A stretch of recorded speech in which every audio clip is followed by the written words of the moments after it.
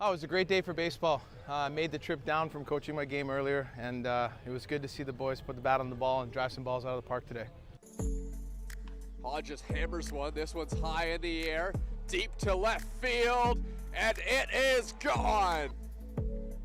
Salazzo hammers one. This one's high in the air, deep to center field. J.D. Williams back, and that one is gone.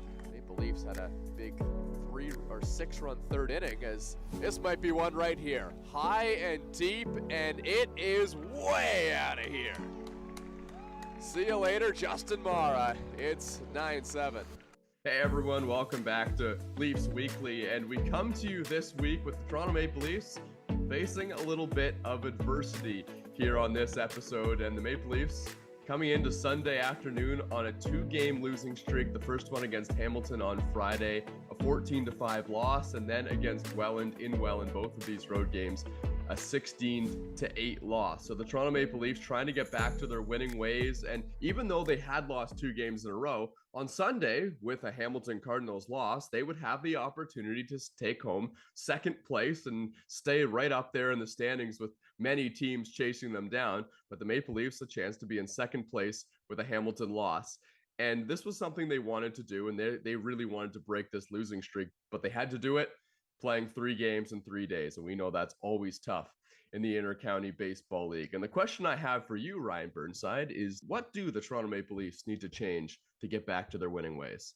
Honestly, not much. I feel like the last couple of games, as much as you want to talk about luck or just things not going our way, we're finding the barrel right now, and it's not falling right now, and some things are just not going our way. But I feel like this is just a tale of we got beat by 2 really good teams, and I don't think we have to change much to get back to where we were. I mean, yesterday we put up 8 runs on a good Welland team. They outscored us, and I don't think we need to change much to get back there. The bats are pretty hot.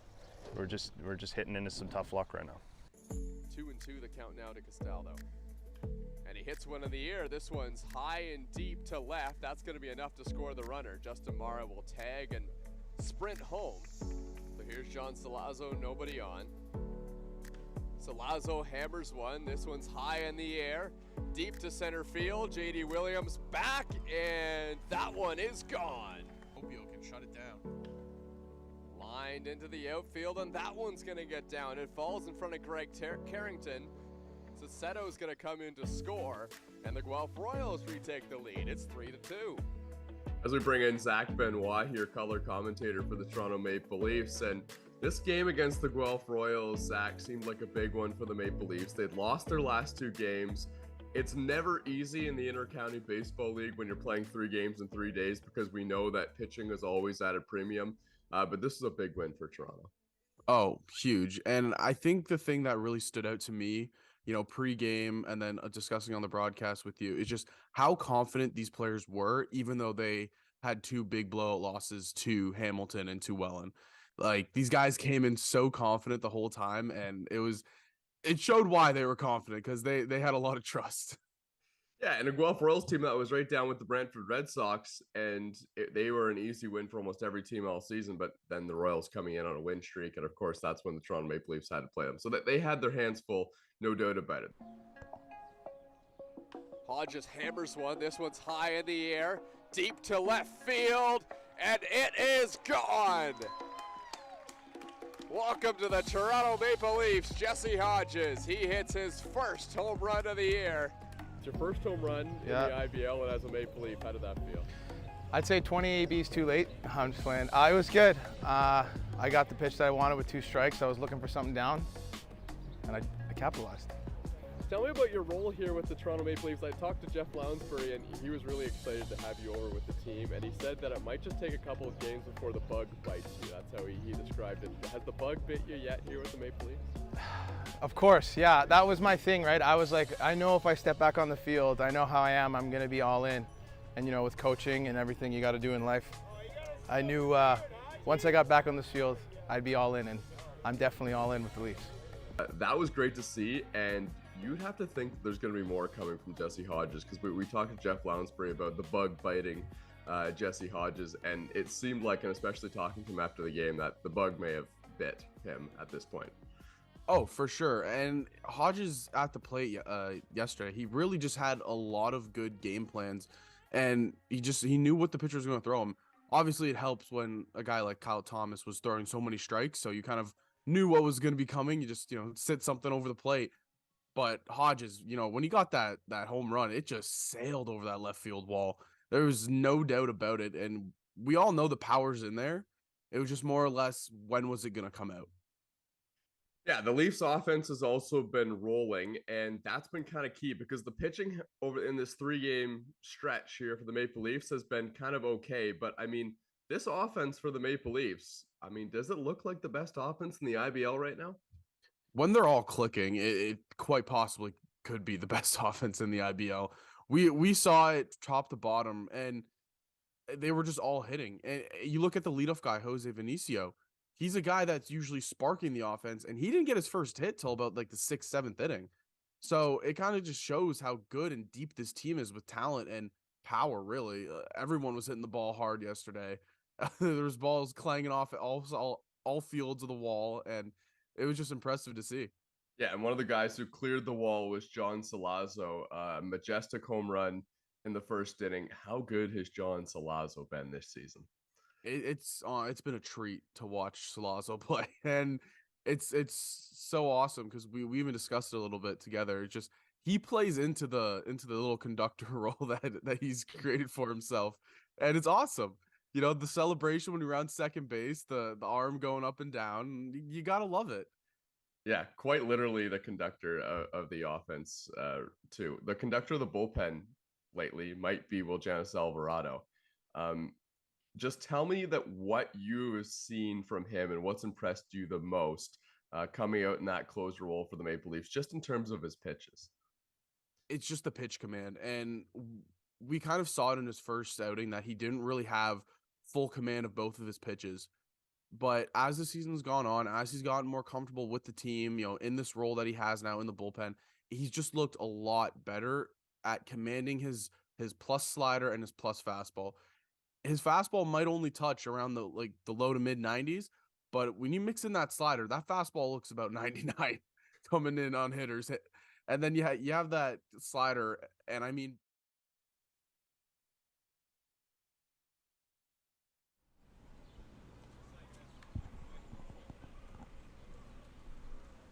Hello, welcome to Dominico Field. Thomas West alongside Gus Cousins, and it is the Brantford Red Sox in town against the Toronto Maple Leafs. And for Brantford, they're coming off a rather heartbreaking loss in their last outing. In fact, that was just a day ago against the Barrie Baycats, a game which they had 2 outs and a 2-run lead in the 9th inning, but ended up giving it up right at the end.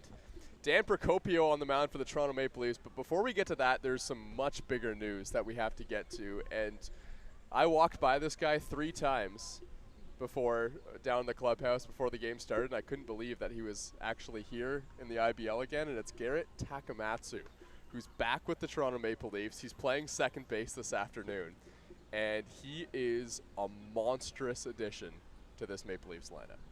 Yeah, and it's nice to have him back. Like, he was so important in the games that he was in over the last year or so before this one. And just seeing him back out there on the field, it's a sight for sore eyes for a Maple Leafs team that's looking to push up in the standings here. Yeah, Garrett Takamatsu coming in from the Frontier League, and it's really big that Garrett Takamatsu is playing this early in the season for the Toronto Maple Leafs because it gives him the potential to qualify for the playoffs for the Toronto Maple Leafs, and that was something that they didn't have Garrett Takamatsu last year.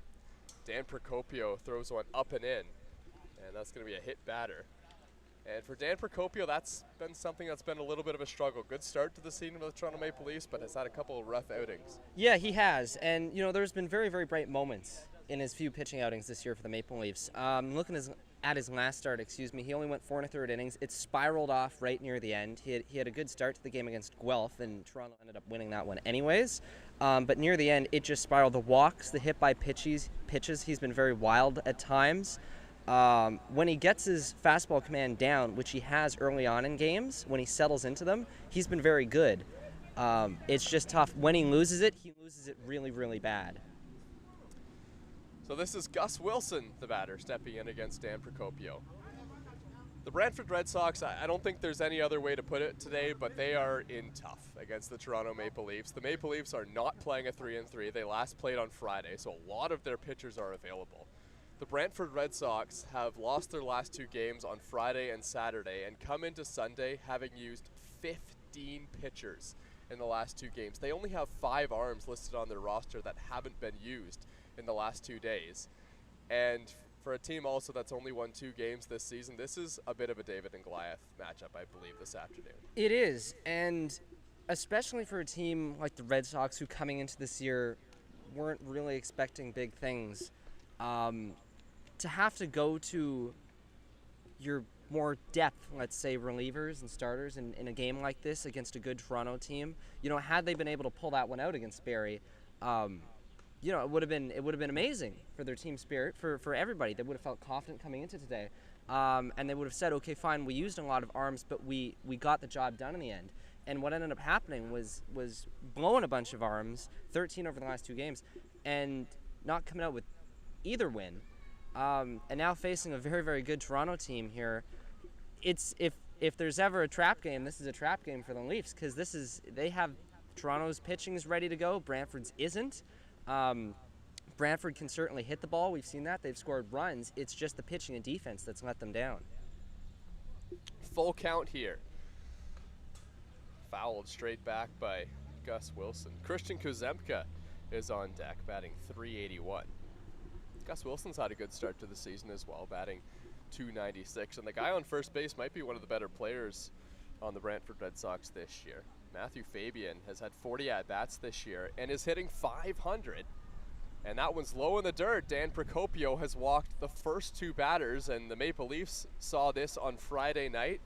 They had a 7-5 win against the London Majors, a game which they went up 7-0 as Benitez, starting pitcher for the London Majors, walked 11 batters in 2 2/3 innings, including walking the first 4. So Dan Procopio is trying to find the strike zone here against the Brantford Red Sox. These are the hitters in the lineup that can do some damage for Brantford. Christian Kuzemka, now stepping in, former Barrie Baycat last season. Breaking ball from Procopio is in there for a strike. Yeah, and it's noteworthy for a team like Brantford. They're a very free-swinging team. This is not a team that draws walks the way that, for example, Jordan Castaldo and the Maple Leafs do. They've had, I believe, 1 walk over the last 2 games. This is a very free-swinging team. And for the Leafs to utilize that, like we were talking about with Procopio, he has to be near the strike zone at least, because if he gets wild, they're just going to sit back. But otherwise, as long as it's close, they will strike out. They strike out a great deal for a team this year. And when you walk them, it's usually not the skill of the Brantford Red Sox. It's usually on not being able to find remotely the strike zone. So it's something to watch with especially Procopio today and the Maple Leafs. Brantford Red Sox coming up in the bottom of the first inning have a guy who you almost played with in Jesus Sucre on the mound, the former Ryerson Ram and now TMU Bold. Gus Cousins also a pitcher on the TMU Bold. Yeah, missed Sucre by a year. He's actually playing with on Brantford this season. Noah Falkenberg, another one of their pitchers who I pitch with for the TMU Bold. So yeah, it would have been nice to have that 1 year with Sucre, just to say that I actually know the guy, but I don't, unfortunately. I know him in legends and in tales, but not in person. So yeah, it'll be interesting to watch him today too. Swing and a miss, strike 3. First strikeout for Dan Procopio. That's a big first out. Jesus Sucre had some great outings, especially in the playoffs. I guess it would have been the year before you played on TMU in 2019. Yeah, he was part of the revamping of a relatively new and a relatively struggling then Ryerson Rams team. They were new to the OUA. They were not a tenured team playing university ball, and he was part of the team a couple years there that really revamped the system and allowed it to become what it is today, which is a really, really competitive university baseball team. Lots of these players in the Intercounty Baseball League coming out of the OUA, especially the Canadian players. It's a mix of import players and a ton of OUA guys.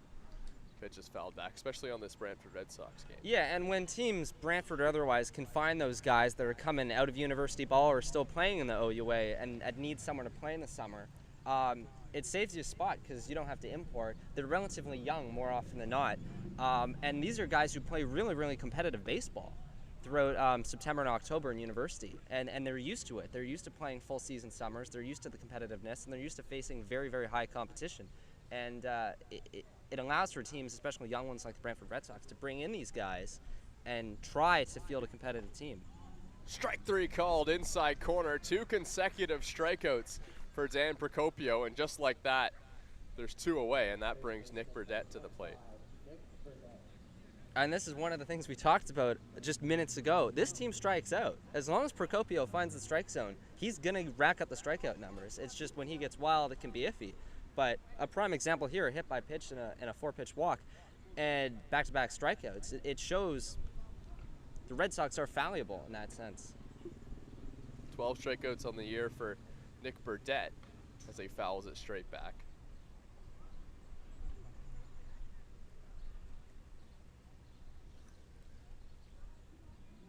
Nick Burdett, a power hitter, but looking for his first home run in this 2023 season. Has had 40 at-bats this year, hitting 200. 0-1. Burdett lines one into the outfield. That one's going to get down and will likely produce the first run of the ball game. Greg Carrington gets to it quickly and tosses it in, but the throw doesn't come to the plate, and the first run of the ball game goes to the Brantford Red Sox. They lead 1-0. Yeah, and tell me if you've heard this one before. The Red Sox get out to an early lead. We saw this just over their last 2 games, especially yesterday in Barrie. This is what we mean when we say the top half, especially of the Red Sox lineup. They can hit, and they can hit well. It comes down to being able to hold those leads with the pitching that they may or may not have today, as well as their defense. But this is a team, especially the top 6, that can produce some serious offense against any team in the league.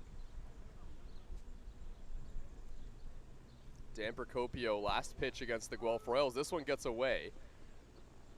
Runner at third base, Gus Wilson had a look, but stays put. First and third, 2 outs. Dan Procopio pitched 4 1/3 innings against Guelph, giving up 9 hits, 7 earned runs. Yeah, and the stat line there, I wouldn't say tells the whole story. Near the end, it really tailed off for him, but over the first 3.5 innings, you know, he was having a very solid start, and at the end, yeah, his numbers were bloated a bit, but it was another good outing for him, at least at the beginning, against a Guelph team that, again, showed that they are another team that, yeah, maybe their record doesn't say it as much, but they're a good offensive team, and they can produce runs. 2-0. Swing and a miss, breaking ball over the dirt, that time from Dan Procopio. This is Jesse Fishbaum, the center fielder for the Brantford Red Sox, longtime Brantford Red Sox.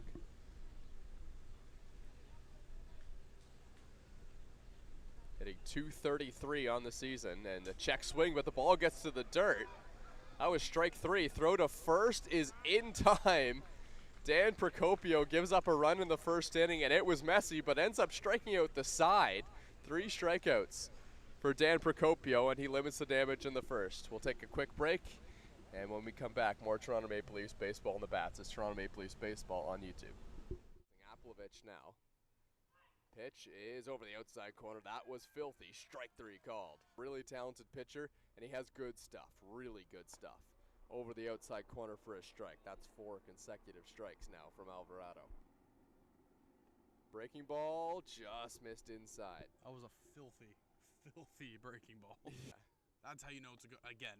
Oh. Oh my Lord. Here's the 1-2. Breaking ball, inside corner, strike 3 called. That's here at the broadcast booth. Here's the pitch, strike 3 called. Well, Janice Alvarado strikes out the side. So just one more from you. We saw Alvarado have a tough outing this first one. That fastball's pretty fast and that slider's pretty good. Can you tell us what those pitches look like from your perspective? Yeah, they are really good. I mean, that's a guy that we're lucky to have on the team now. His fastball is really good, and he uses it effectively, right? So when he's pounding the fastball, he's hitting the zone, he's getting ahead of guys. It just makes that slider all that more effective. So I'm glad to see he's kind of turning around. That first outing was a bit shaky, but you cut a guy some slack. He's coming off a plane. He's a long flight. He's getting used to the hitters, but it's going to be good for us for sure.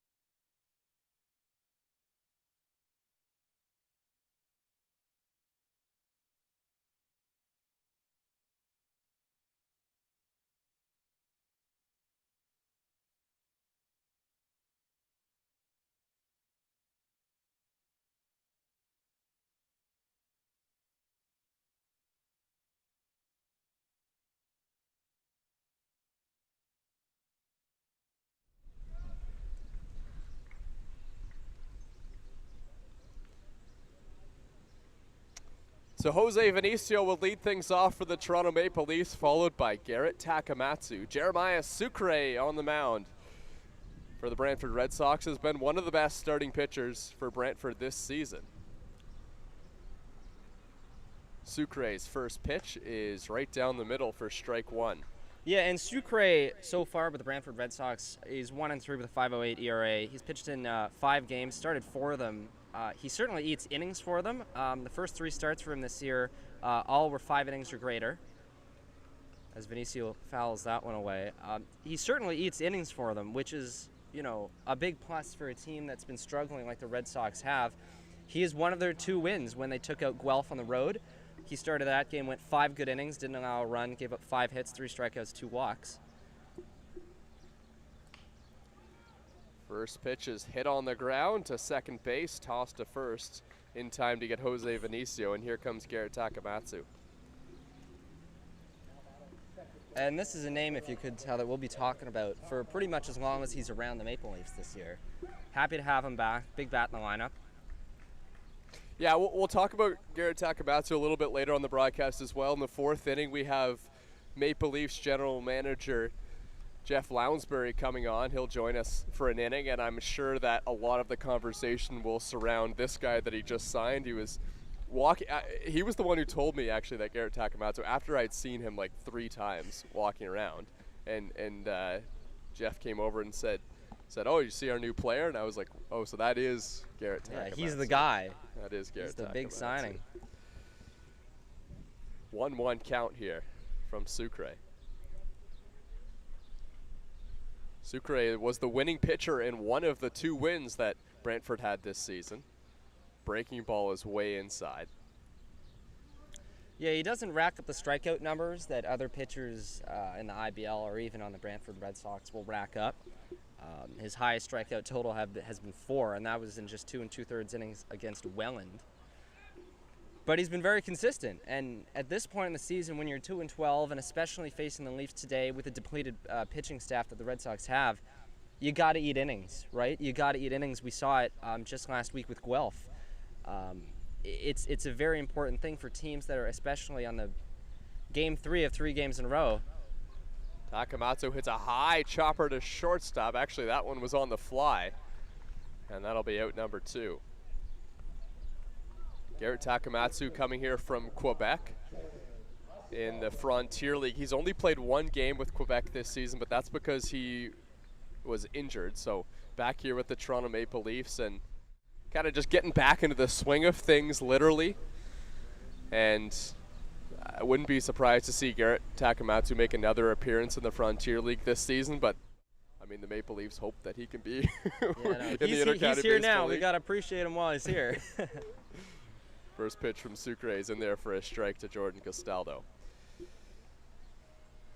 The Maple Leafs drew 15 walks in their last game, and Jordan Castaldo wasn't even there, the IBL leader in walks.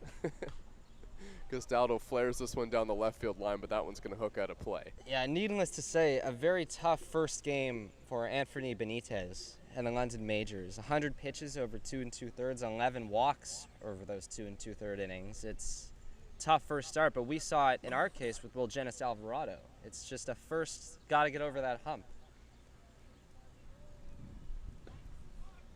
Inside 1-2.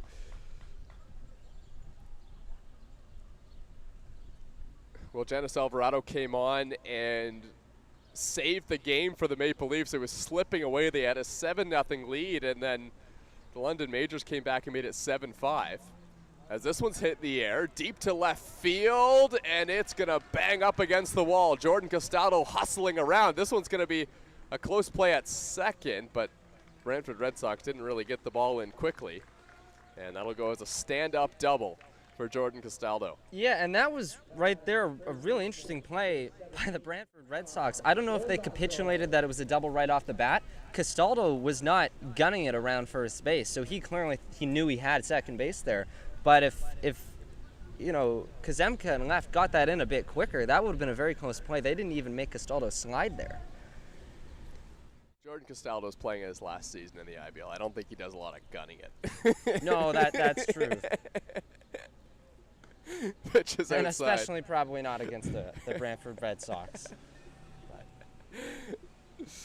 John Salazzo steps in. The team leader in home runs with 6. 1-0 pitch from Sucre. Big swing and a miss. Off speed from Jeremiah Sucre. And we've talked about Sucre for the Red Sox eating innings for the team. It's important to remember he's in his first year in the IBL League too. The Red Sox got him. He was pitched in the Greater Toronto Baseball League with the Leaside Leafs the last, I want to say, 4 or 5 years. So he's not a veteran of the IBL by any means, but the Red Sox are certainly treating him like one with the amount of usage that he's had this year. Jeremiah Sucre has to go many innings today. He just has to for this team. They are extremely short on pitching.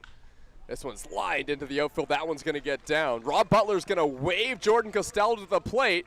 The throw is dropped by Sucre, who was cutting it off. They would have had Castaldo by a mile, and the Maple Leafs tie at 1-1. Yeah, and a great piece of hitting there by Stalazzo, just pulling that one, as you can see here, ripping it right in the right field. But this is what we talked about with the Brantford Red Sox, is limiting the damage against these really powerful offensive teams like the Maple Leafs. Like you were saying, that had easily a play at the plate at the least. The ball dropped by the cutoff man Burdette there, and there's no play. Now it's 1-1. So these are the reasons that the Red Sox have struggled to shut down opposing lineups, is plays like that. Plays not made. Is that an error? No. But it's a play that you got to make if you want to stay in these games against these good teams. They almost had the game given to them yesterday in Barrie. Barrie made 8 errors. 8. Hit on the ground. Nice play at second base. Justin Mara is retired. Takashi Nakamura snaring that tough hop. So the Maple Leafs tie things up. It's 1-1 here at Dominico Field. Yeah, and I know you're working on stuff because you came this year and your pitch repertoire looks a little bit different. You've added a slider now to your repertoire. Can you tell me a little bit about that pitch and what it's been like working with that with you and Justin working on that slider? Yeah, it's still a bit of a work in progress. Last year I was mainly fastball, curveball, and the curveball I would say is still my go-to like out pitch. It's a little more vertical. The slider, I was messing around in the offseason trying to learn a cutter, trying to learn like a hard slider, settled on, the biggest trend in baseball and trying to throw a sweeper. That was the pitch that ended up working the best for me, just, looking at data and the way I was throwing it in the offseason.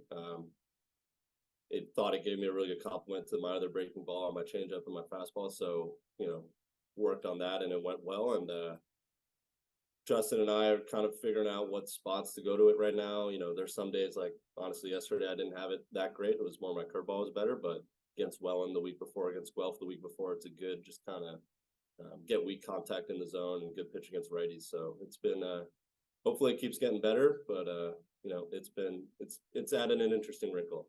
So it's been good.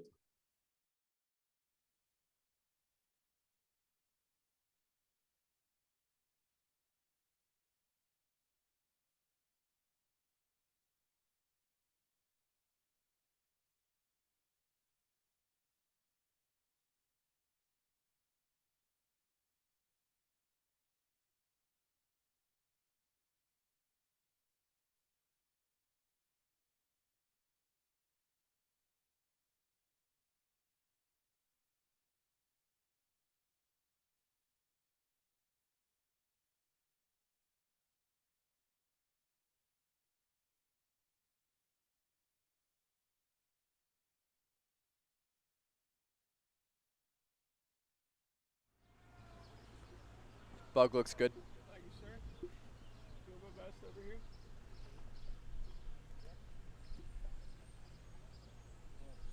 Kieran Bowles will lead things off for the Brantford Red Sox. Dan Procopio out for a second inning of work, and the pitch is up and away. I don't know if the Maple Leafs really planned to use Procopio in a starting pitching role. I think the plan at the beginning of the season was to have him in a late inning bullpen role because he throws gas out of the bullpen. Here's a hot shot to Jose Vinicio. Casual flip over to first base, one away. Snooping around Dan Procopio's Instagram, watching him throw some bullpen sessions, and I saw some radar guns getting up around the 95-mile-an-hour range.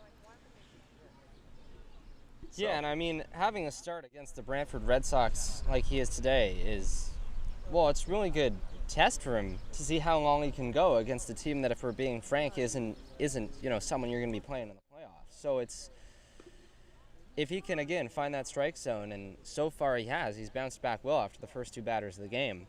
If you can get him going consistently 4 or 5 innings, it's a very, very valuable piece to have on this Leafs pitching staff.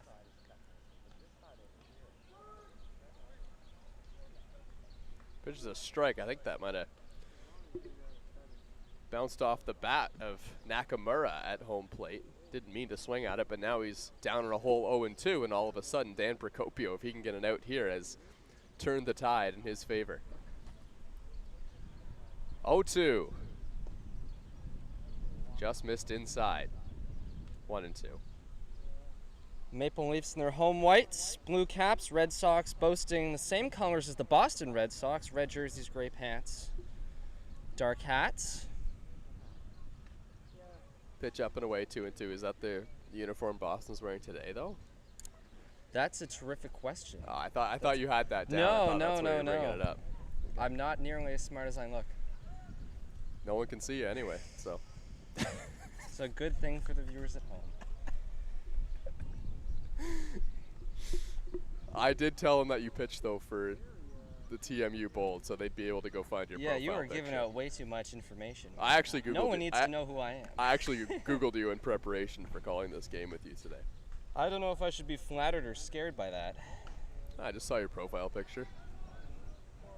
I didn't really get in depth. I don't know what your ERA is or anything like that. Do it for the fans. You should look at my regular season ERA from last year and not look at nothing else, just the regular season ERA. Don't look at any of the other numbers. Don't look at walks. Just look at the ERA. 2-2 from Procopio. And that hit Nakamura. And Procopio saying he leaned into it a bit there. Hit Nakamura in the elbow guard. In the IBL, this isn't something you can so easily review as you can in the major leagues of baseball. If it's close, usually based on sound. Okay, let's see if we can see anything. That looked like it hit him. Yeah, it did hit him. In that case, it's just a matter of whether he actually tried to get out of the way or not. Clearly, Procopio did not think so. Runner on first base, 1 out. Double plays in order. This is Jarrett Lupton squaring around to bunt. The Brantford Red Sox will need some runs today. The Maple Leafs, one of the highest scoring teams in the Intercounty Baseball League. They average 9.5 runs a game, 9.7 to be exact. And Brantford's given up their fair share of runs against. Here's the 1-0. Swing and a miss, 1-1. Yeah, only 3 times this season have the Brantford Red Sox kept opponents to less than 11 runs. Yeah. And they've only scored more than 10 twice, and only one of those was a win. Yeah, which comes out to 12.8 runs allowed per game. They'll need some runs today. I was sparked by the decision to try and bunt the runner over here. But they do have the top of their order coming up, and Matthew Fabian has been fantastic to start the season for Brantford. Not only the best player on the Brantford Red Sox, but one of the best players in the IBL. Yeah, and if you want to talk about guys on the Brantford Red Sox roster that you want to build off of, Fabian is one of those guys. Their shortstop, Gus Wilson, too. But Fabian has been terrific defensively, offensively. He has far and away been their best player overall this season. I'm looking to keep that going today. Pitch inside. This will get the runner over anyway. It's ball 4. Justin Mara has to hustle back to the backstop to pick that one up to avoid any of the runners taking an extra base. And back to the top of the order. Here's Matthew Fabian. Fabian doesn't come into the IBL with the same resume that you see a lot of the superstar players. He played Division III at Ithaca College in New York, but he had a really good season. Hit .303 this year, actually, in 2023, 35 games with them. So he's a hot bat this season, that's for sure. Pitch way inside.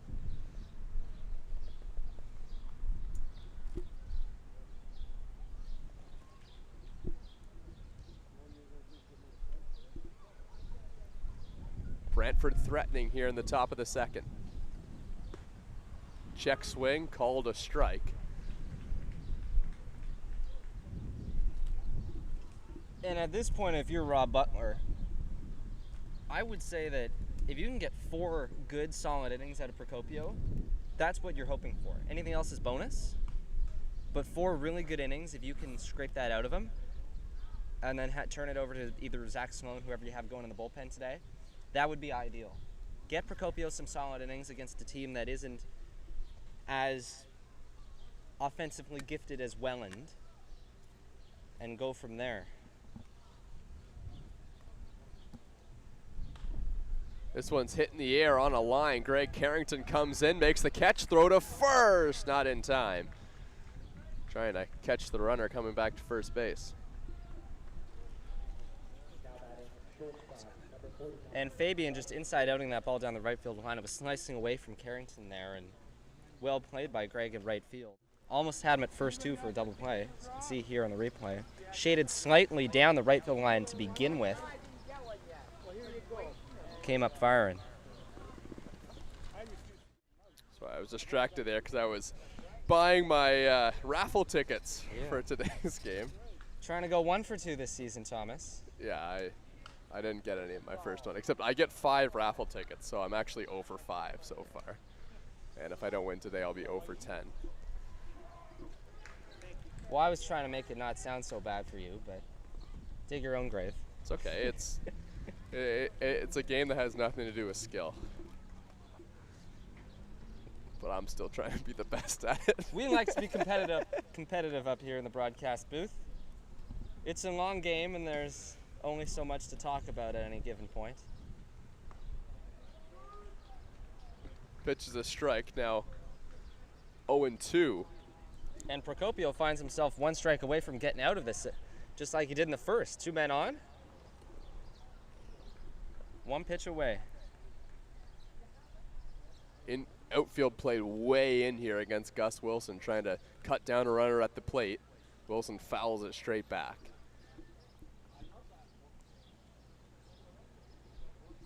Greg Carrington over there in right field has played probably more than halfway between the infield and the outfield wall. And remember, that outfield wall is very close.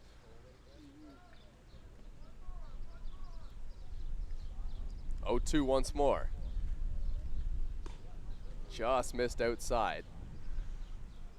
I feel like I'm obligated to mention this since I share the same name as the batter at the plate. We also share the same number, I'm noticing. Really? So, I know this is a Maple Leafs broadcast, but I'm liking this Gus guy a lot. Until he hits like an RBI double, and then maybe not so much. But for now, he's in my good books.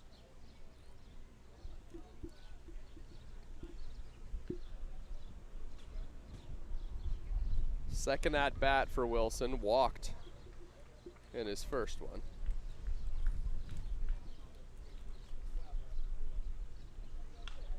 Now he hits one in the air to center field. It's gonna hang up out there for J.J. Dutton, who will be coming up to bat in the next inning as the Brantford Red Sox remain tied here 1-1. We'll be back in just a couple moments.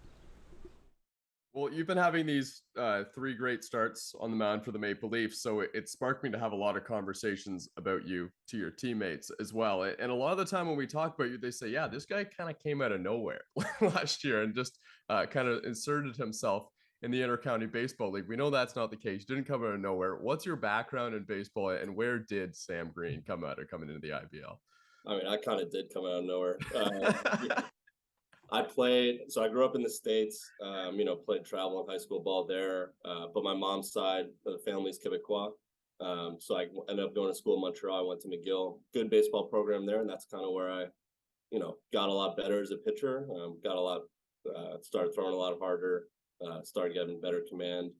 I played in, college summer leagues out in Quebec for a few seasons, and then played with some guys over there. They're like, hey, you're moving to Toronto. Like, there's a great league, the Intercounty. And I'd heard about it before. I had some good buddies with me that played in McGill. They played here too, or not for Toronto, but London or Kitchener or different teams. They're like, hey, there's a team right downtown Toronto. Like, you should, reach out to their coach. So I reached out to Topley in the winter of, before the 2022 season. I'm like, hey, here's some video of me. Well, he asked the same question you did. Where'd you come from? Like, where'd you play? I was like, well, I haven't really played anywhere super high, high level, but would love to come and throw a bullpen for you and see, see what you think. And just looking for a spot to pitch this summer, and couldn't be happier with where I ended up. Like, the Leafs are an incredible team and surrounded by an awesome team. So like I said, got bit by it last summer. I was like, I need to get better and kind of prove myself even more this year. So it's been a fun ride.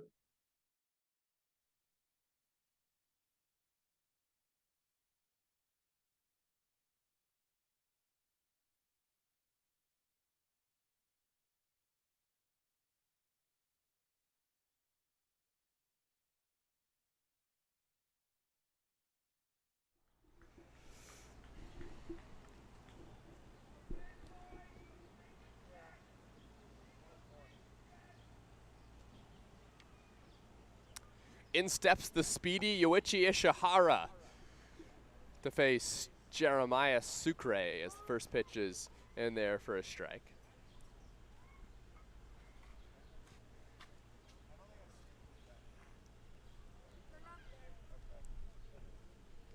Ishihara has already swiped 7 bases this season in just 13 games. Was 1 for 4 last game against London. One of a handful of guys in the Maple Leafs who have been swiping bases like crazy of late. The wheels have been turning, especially Christy Pitts for this Maple Leaf squad. Ishihara hits one hard on the ground, and that one's going to get by Nakamura at second base. It glanced off his glove, and that'll undoubtedly go as a leadoff single for Yoichi Ishihara.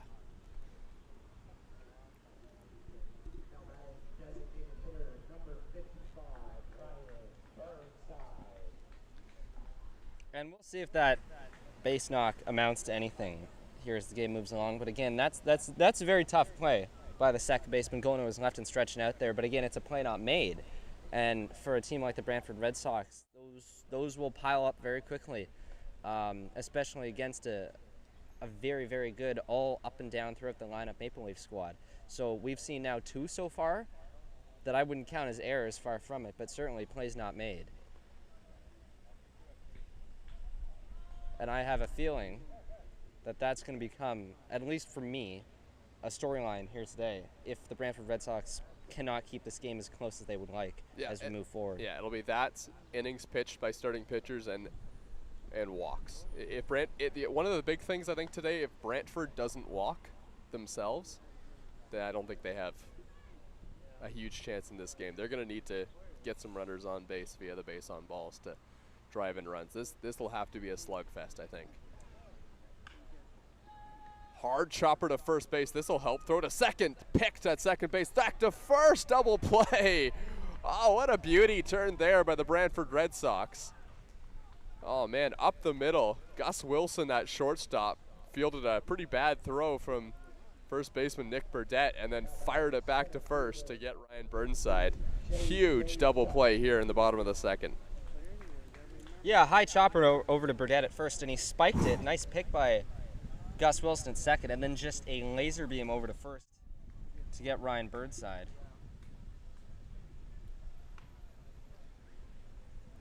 Brings J.J. Dutton to the plate. J.J. Dutton wasn't sure where he was going to fit in on this team to start the season, but man, he's really announced his presence in this lineup, and he makes it hard for Rob Butler not to play him, really. Batting .342 to start the year, 1 for 4 against London. This one's hit on the ground. Nakamura is going to make the play this time. Throw on to first. Takashi Nakamura has lots of action, gets a chance at redemption, and the first one didn't matter because it was erased on a double play. 1-1 here between Toronto and Brantford at Dominico Field.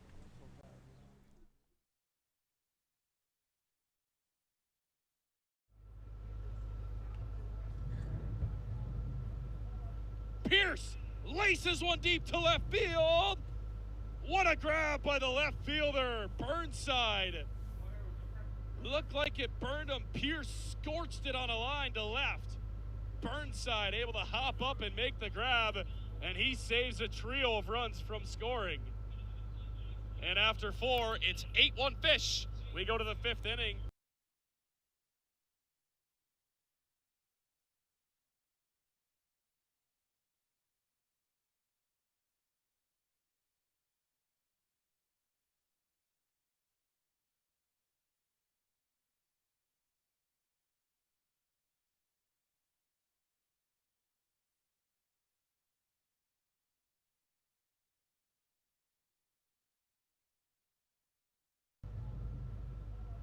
Pierce laces one deep to left field.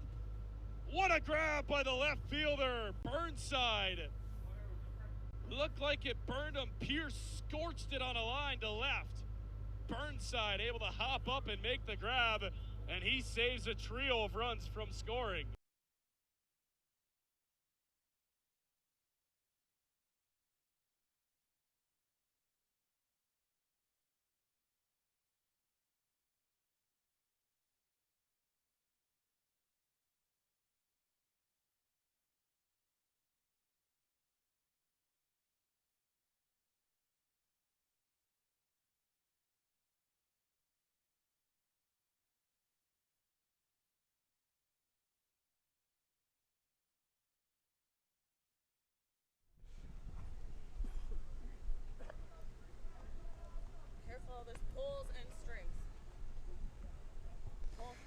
So left fielder Christian Kuzemka leads things off, and the first pitch is a roller on the ground. Garrett Takamatsu picks it up, throws to first, 1 away.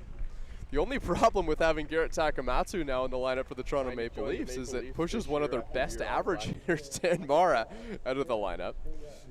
Yeah, and at the end of last inning, we were talking about how the Leafs right now have so many outfielders who are going, and they're going really well, and same with infielders right now. It is really tough to pull a regular like Mara out of the lineup the way he's been swinging the bat. But if you want to give Takamatsu at bats for one reason or another, you're going to have to find room for him to play.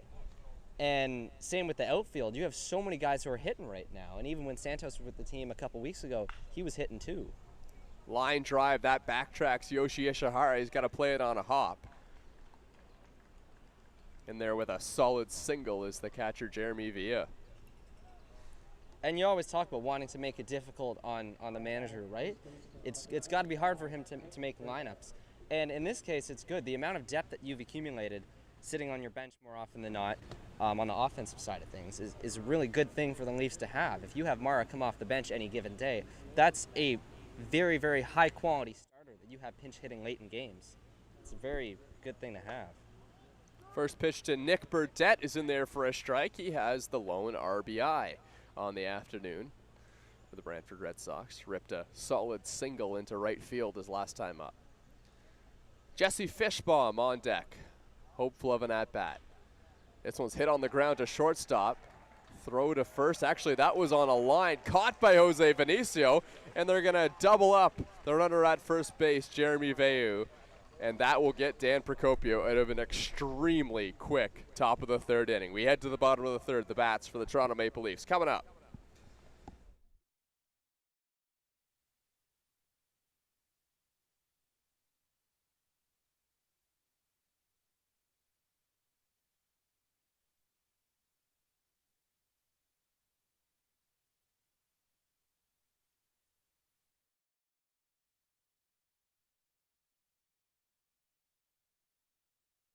Ryan, you've joined the Maple Leafs this year after a year off last year. How happy are you to be back in the Intercounty Baseball League playing for the Leafs? You know, I love it. I love the guys. I love the camaraderie around the guys. It's a fun place to be for sure. It's good to be home. I like to be playing in Canada. I know one thing that you take pride in is your speed, and I think a lot of teammates would back up that you are definitely one of the speediest guys on the team.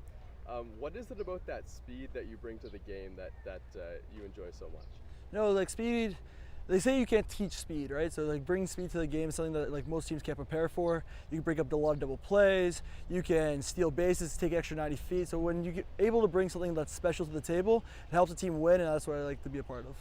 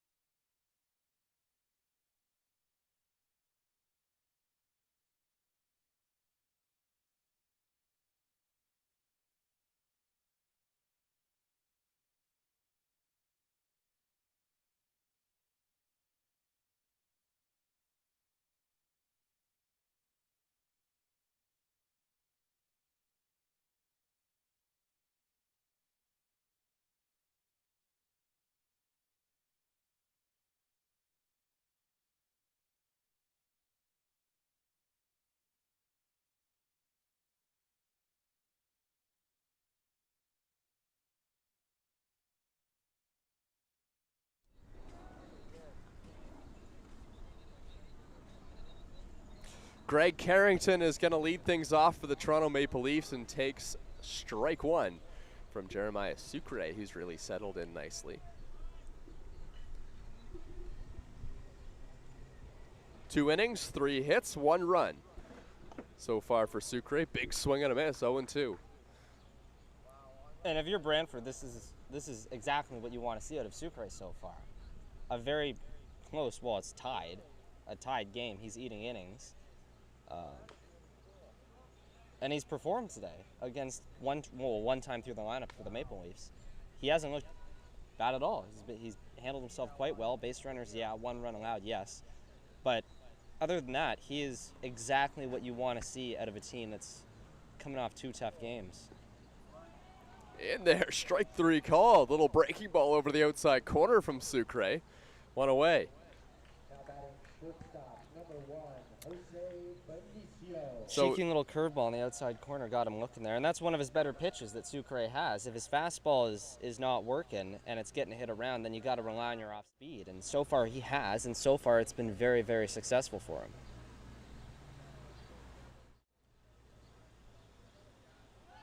Jose Vinicio is squaring to bunt, but took a ball inside. So the situation for Brantford is basically this. Yesterday, Danny Garcia pitched 3 innings and threw 54 pitches. Noah Falkenberg, he pitched 2 2/3 and threw 37 pitches.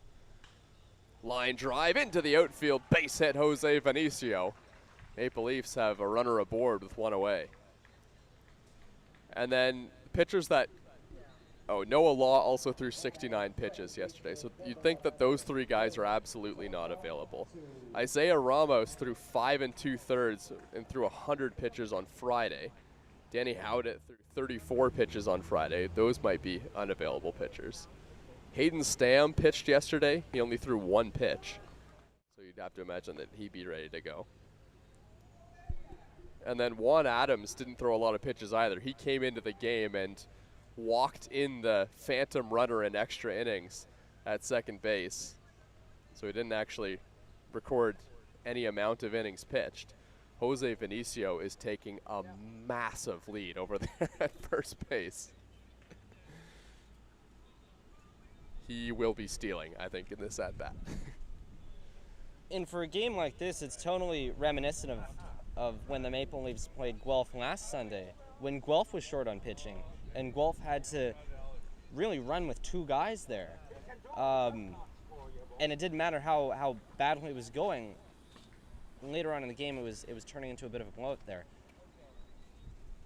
But you got to eat innings somehow, and whether you capitulate a loss like they did in that case and leave the guy in there, it's a tough thing to manage, because it comes down to a point of, okay, you want to save arms, but you also want to win. And when you can do neither, like over the last 2 games have shown, it's a very precarious situation to find yourself in, especially when you have a game the next day against a team like this. 1-2 to Garrett Takamatsu. There goes Vinicio, pitch in the dirt, and he picked a good pitch to go on as it got away from the catcher. So that'll go as a stolen base for Jose Vinicio. And that would have had to take a great throw from Kieran Bowles to even have a shot there, getting Vinicio at second. He got a great jump. It was a curveball anyways. Ball had gotten even further away, back to the backstop. There's a chance that Vinicio would be at third right now. So that stolen base now ties the league in stolen base for Jose Vinicio. That's his 9th of the year. He's tied with Jacqueline of the Kitchener Panthers.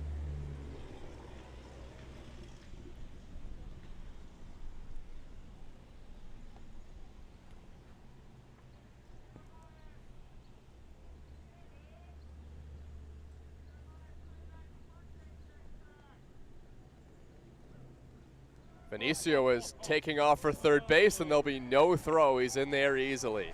That's now the league lead outright for Jose Vinicio, his 10th of the year.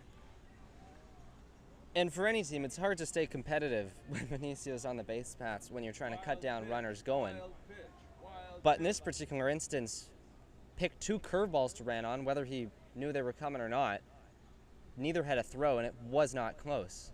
Full count, lined into center field. That'll get down. The first RBI of the season for Garrett Takamatsu. Jose Vinicio scores, and it's 2-1 Toronto. And that's the importance right there of advancing 90 feet twice. That run would not have scored if Vinicio was not as fast as he was on the bases, right? That was a Vinicio-produced run. Stealing second, stealing third, and then a single up the middle scores him. Good piece of hitting there by Takamatsu, just taking it where it is and driving it right back up the middle for a single. Yeah. But if that was not Vinicio on the bases, it would not be a 2-1 Leafs lead right now. First pitch is up and into Jordan Castaldo. The reason that run from second base wouldn't have scored had Jose Vinicio been there is because that ball was hit on a line to center field and barely got down. In front of Jesse Fishbaum. Got a good arm from the outfield as well. Hasn't made an error yet this season, Jesse Fishbaum. So Garrett Takamatsu's at first base. Jordan Castaldo stands in. The count is 1-1.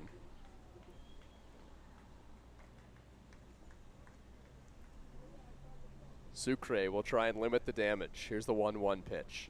Way inside and in the dirt.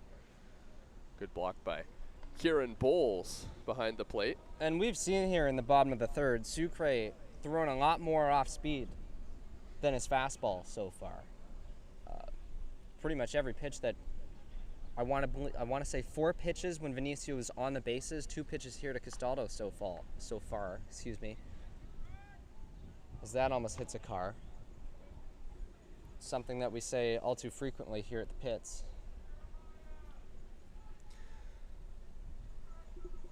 Toronto Maple Leafs find themselves in second place in the Intercounty Baseball League this year, and it's hard to get past the and Jackfish, who have won 10 games in a row after losing their first 2 games of the year, so they're 10-2. This one's hit on the ground by Jordan Castaldo, and that one gets by Nakamura again. We'll see what how that one scored, but with one out here as GM Jeff Lounsbury comes behind me and gives an update on him. And again, right there is a play not made, right? You got to at least get one on those. 3 times now we've seen grounders hit to second. 2 of them were tough plays, granted. But that one right there is a play that's got to be made 10 times out of 10 if you want to stay competitive and if you want to stay in a close game like they currently are. It's a play that you got to make.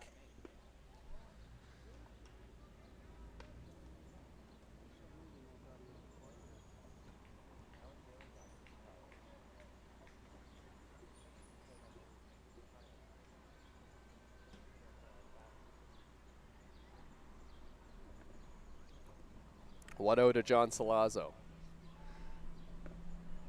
Check swing, but it was in there for a strike anyway. Now 1-1. We tossed a mic on John Salazzo before the game today and had my headphones on listening to what comes out of John Salazzo's mouth during his batting practice, and Could not guess what. It is pretty entertaining. It is pretty entertaining, I'll tell you that much. That's coming out later in the week, so stick around on Toronto Maple Leafs social media channels. We like to mix it up here, the Maple Leafs broadcast crew. We're a team of many talents. Yeah. Pre and post game. You never know what we're going to pull out. And I will just say, too, John Salazzo took the whole mic'd up thing and just ran with it. Absolutely ran with it. Oh, he's terrific. He's a terrific guy. He's the friendliest guy you'll ever meet. Outside corner 2-2. And he's got a lot of power as well. He was telling me he's got a brand new bat today. He had a home run streak of 4 games in a row with a home run, and then he broke the bat that he had the 4 home runs with. And he's got another brand new bat today. Takes just low. But in batting practice, he says Rob Butler, Maple Leafs coach, is the guy who usually throws the batting practice, but Rob Butler's a lefty. So John Salazzo has to step in against a lefty, and he was very worried that he was going to break his brand new bat facing lefty Rob Butler. Yeah, and on a team full of lefties, right, with the Maple Leafs, predominantly their lineup is very lefty-oriented. 3-2. Inside ball 4. John Salazzo walked 4 times in the last game against London, and he's loaded the bases here for Toronto. And another curveball in the dirt there from Sucre. Another one. If he wants to pitch deep into this game, which is exactly what Brantford needs of him, he's got to be able to locate. Now, there were a couple pitches there where he perfectly located on the outside corner there. Carrington was one. Earlier in Salazzo's at-bat was another. But he's got to be consistent there if he wants to go deep, which is what he has to do. If you start spiking pitches, especially with the speed that the Maple Leafs have, he's not going to last too long. And that goes for any team, any pitcher that comes in and faces them. You got to be able to find the strike zone consistently. Because this team will walk. This team will walk all day long. And if you don't throw strikes, you are in for it, and you're in for a long one. Big moment in the ball game right here. Jeremiah Sucre, if he could ever roll a ground ball, that would be a turning point here early on. It looks like Brantford is completely sold out for a double play ball. Corners are not playing in. They probably won't try and cut the run down at the plate. There's another curveball from Sucre in there for a strike.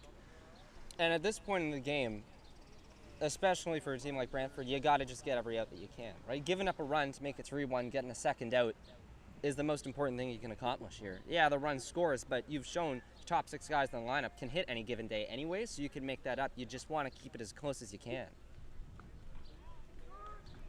In there for strike 2. Justin Mara, among the leaders in strikeouts, now finds himself behind of the count 0-2, but he also does have 4 home runs this season, always a massive power threat. Justin Mara has the perfect swing to hit them out here at Dominico Field. And he's going to line one up the middle. That one's down for a base hit. Takamatsu's in to score. Jordan Castaldo right behind him. The throw is on the money, and they got him. 2 away. The Maple Leafs get 1 on an RBI single by Justin Mara. It's 3-1. And if you're Brantford, you'll take that, right? And in an abnormal sort of way, that's treated as what they would play with the infield back and a ground ball. You give up a run, you get a second out. Now, it's not the normal way that you would do it. It's not how you drew it up. But that's twice now where they have shown that they can have plays to plate. Their outfield's got good strength arms. Castaldo, earlier in the game when he was safe and the cutoff was dropped by the first baseman.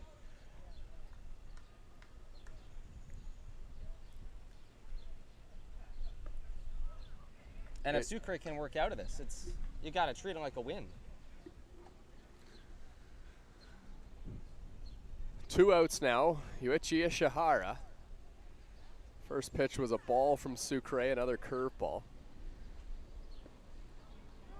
Now he delivers one in there for a strike. And it's worth mentioning now, we've seen 3 hits, hard line drive base hits right up the middle from the Maple Leafs, just ripping it right back over the head of Sucre in a center field. 1-1. Up and away.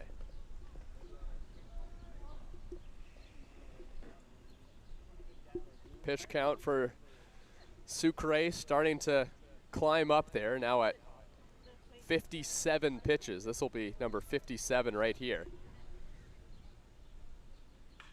Lined into the outfield. That one's going to get down. And it's going to find a gap as well. Ishihara thinking about 2. Salazzo comes in to score. And Justin Mara moves up to third base. The Leafs lead 4-1 with a 2-out knock by Yoichi Ishihara. Yeah, and just a fantastic piece of hitting right there. Taking it inside outing into right center field. Yeah, you can Ishihara. see here, just a knock. It's a perfect piece of hitting. Exactly what you want to do. Score a run, get the other runner to third. Good cutoff in right field by Brantford, keeping Ishihara at first, but fantastic piece of hitting right there.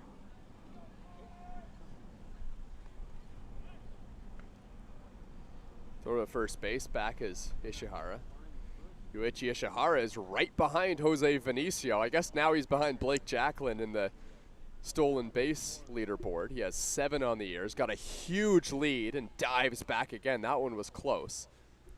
I think Ishihara knows exactly how far he can get off the base here to be able to get back. And if Jacklin's not careful, he'll find himself in third by the time the game ends today. Look at that lead at first base. Thought about going, didn't. Would have been a good one to go on. Pitch was in the dirt.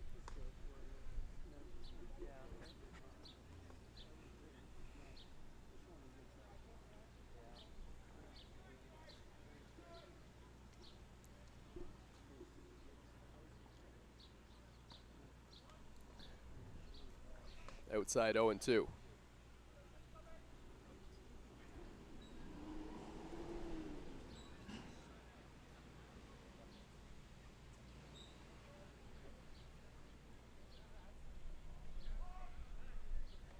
Ishihara diving back, another throw over from Sucre.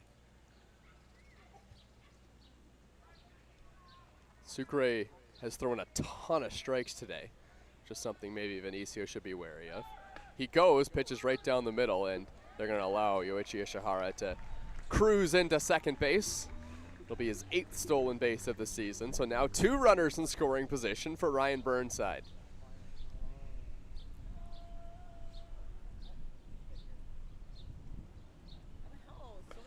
Pitch up and away, 2-2.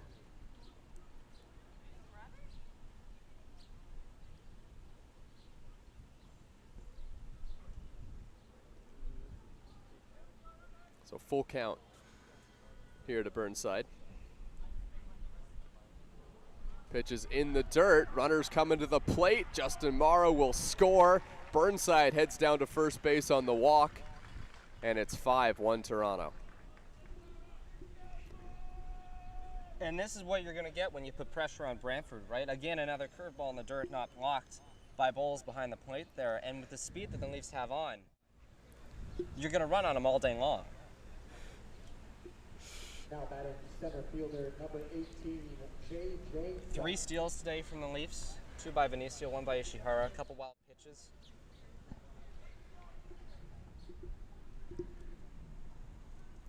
So it's J.J. Dutton at the plate. Now that one's going to get to the backstop. Ishihara is going to stay put. It took a big bounce. Ishihara probably would have been out at home plate, but it does allow Ryan Burnside to move up the extra 90 feet. So 2 runners in scoring position for J.J. Dutton. And lefty Danny Hoat now thrown in the pen for the Red Sox. Again, you just got to hope for these guys to be able to eat innings any way you can. Yeah, so Hoat threw 34 pitches on Friday. Here's a ground ball. Nakamura has it, throws to first to end the inning, but the Toronto Maple Leafs tack on 3, and they lead 5-1 over Brantford. On the other side, we have GM Jeff Lounsbury joining us. Stick around. 1-2. Runner goes. Throw down to third base. They got him by a mile. Blake Jacklin is thrown out at third, and that one was a cannon. Once again, I mean, wow, Justin Mara, phenomenal arm, getting that one down there. Mara, Castaldo, Salazzo. These are the 3 guys they want up in the lineup. Here's one hit in the air, deep to right field by Justin Mara, and it is gone. A solo home run for Justin Mara, and it's 7-1 Toronto. And there was no doubt about that one. Hammered off the bat by Mara. Yeah, at this field, I know, being playing here quite a bit, kind of when you get it. And I kind of had an idea what he was going to throw me a lot of times after a fastball, he'll come back with the slider. I was cheating a little bit early, and I got it out front, so it's good.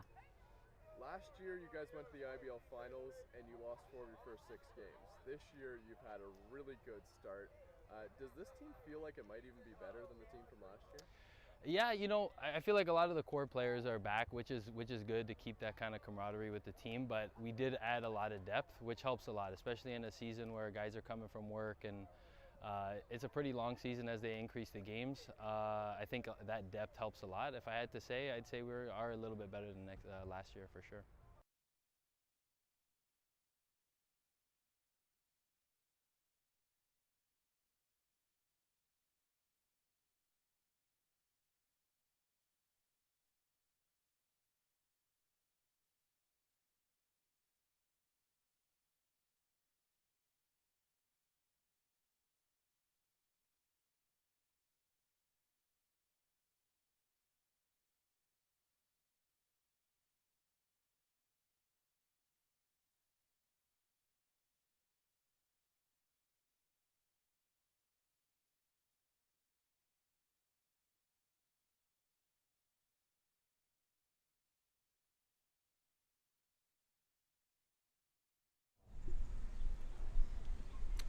Welcome back to Toronto Maple Leafs Baseball on YouTube. Pleased to have Jeff Lounsbury beside me here in the broadcast booth. Thanks, Thomas. Thanks for having me. First pitch way up and in from Dan Procopio. So 5-1 lead here for Toronto. You've been watching the game on this sunny Sunday afternoon. How are you liking your team's effort so far? I'd like to see us hit a few more barrels. We're getting some hits and take advantage of a mistake there with an error and a couple wild pitches. But I'd like to see us barreling up a little bit more. So I'm not going to leave anyone hanging here because everyone wants to know how Garrett Takamatsu ended up playing on this team this year for the Toronto Maple Leafs. We saw him have a fantastic run the last couple years. Didn't play a ton last season, but now on the team this year. How did that come to fruition with Garrett Takamatsu? Yeah, Garrett is with the Quebec Capitale of the Frontier League. And he's on their inactive list with an injury. So he's been there working out, did spring training with them. He was injured. So basically, we saw Garrett the other day. We've been in contact with Garrett through the whole process. And, he's like, I'm trying to play pro and see how my injury goes and stuff like that. And then I saw him in our dugout the other day in Hamilton. He was visiting the players and visiting the guys. So I knew he was back in Ontario and he wasn't out in Quebec anymore. See what Procopio, that's a good pitch there by Daniel. And then So I reached out again and said, hey, what's the game plan? And he goes, I'm still with Quebec. And then he reached out early this week and said Quebec had given him the green light to start rehabbing and start playing baseball again. So this is a logical place for him to, play. And if his knee holds out, and he may go back to Quebec, he may go back to the Frontier League. We want to support him in that, of course. And if it doesn't, then we get, one of the best second basemen and one of the best hitters in the league back in our lineup. And we're glad to take whatever we can get. That's a lot of power out of the second base position, I'll tell you that much right there. Dan Procopio getting a strikeout there. Procopio is a guy, I know that he's been getting a hit a little bit in this last couple outings. He's walked a couple guys, but I mean, that might be starting to turn around today as he's really turned things around. What do you see from Procopio? Daniel's going to be, this is, every week is another step for him. He fought some blister problems early in the year also, so he was fighting a blister. He didn't play last year. Since he gave up playing pro, he hasn't really done a whole lot of baseball activities. Again, we're lucky to get him. He's someone I've reached out to before in the IBL to play, and this year we got lucky, and he's enjoying the game again, and I think that's a big thing too. He's got a big smile on his face, and now he's getting a little more confident. Now the finger seems to be, lasting longer. We still got some blister issues that we're a little worried about, but I think by August we're gonna, be really different kind of a pitcher. He'll be really, really good.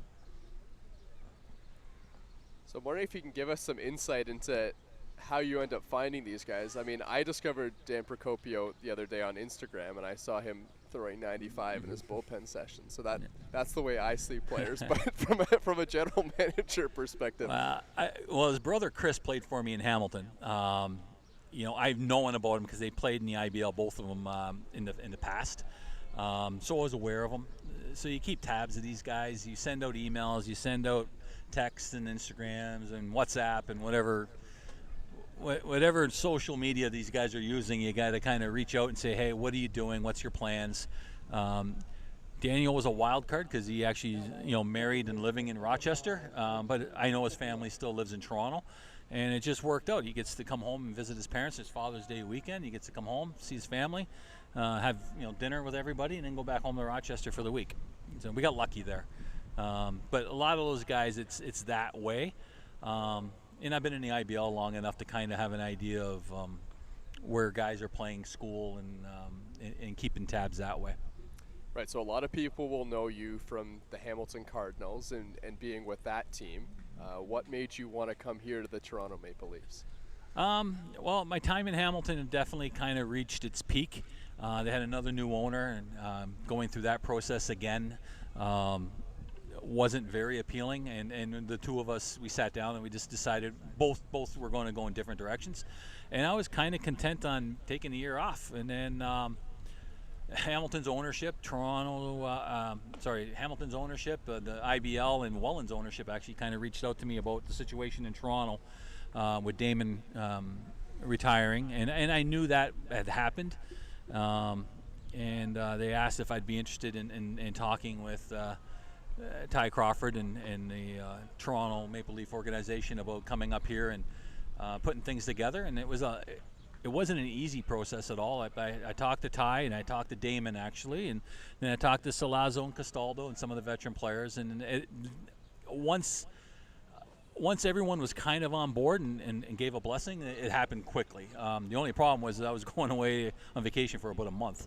Right. So I had to do a lot of it. Like Vinicio and Alvarado, and I did all that from a poolside seat in Florida. So when you first came to the Maple Leafs, this one's hit on the ground. There's Jose Vinicio right there, flipped a second onto first. Nice play. And that's what you like about Jose Vinicio. How about that? Yeah, he's a plus A defender, no doubt about it. I feel kind of bad for him. His second base is, he's got Daniel there or Yoshi or whoever, but he's a pro. And this field is not the easiest. We've seen some shortstops really struggle here, and he seems to handle this field really well.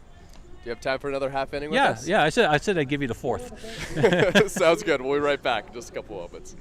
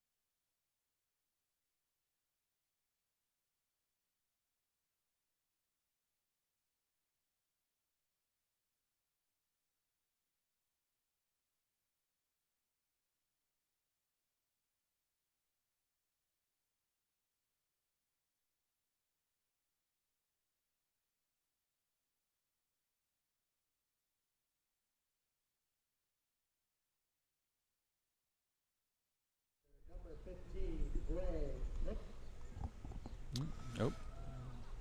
Welcome back. 5-1 Toronto Maple Leafs over the Brantford Red Sox in the bottom of the fourth inning, continuing to be joined here by GM Jeff Lounsbury for the Toronto Maple Leafs. And I mean, Jeff, a good start for the Maple Leafs here. We saw a great defensive play there by Jose Vinicio. How much is that of value? I mean, the bat has been really good, but the defensive side of the game too. Yeah, he's a plus defender, no doubt about it. In the IBL, you want strong catching, strong shortstop, strong center fielder, and you'll be okay. I also thought he's going to hit better this year than last year, second year in the league. Normally, that's a common trend for a good player. I'm going to talk about Greg Carrington here, right here. If you're a young guy watching right now, you want to be Greg Carrington. He is a low-maintenance ball player. He's just happy, smile on his face all the time, does whatever is asked from him. He's a coach's dream. This is Greg here. He's had a really good year offensively too, and I mean, I think he loves hitting here at Dominico Field because he's got a grand slam and a 3-run home run. Here at the field. He's taking advantage of his RBI spots wherever he is in the lineup. Like he's the guy that, depending who's here, he seems to be the guy that's going to have to move up or move down, depending on the roster that day. Never says a word, Never says a word. Just does his job.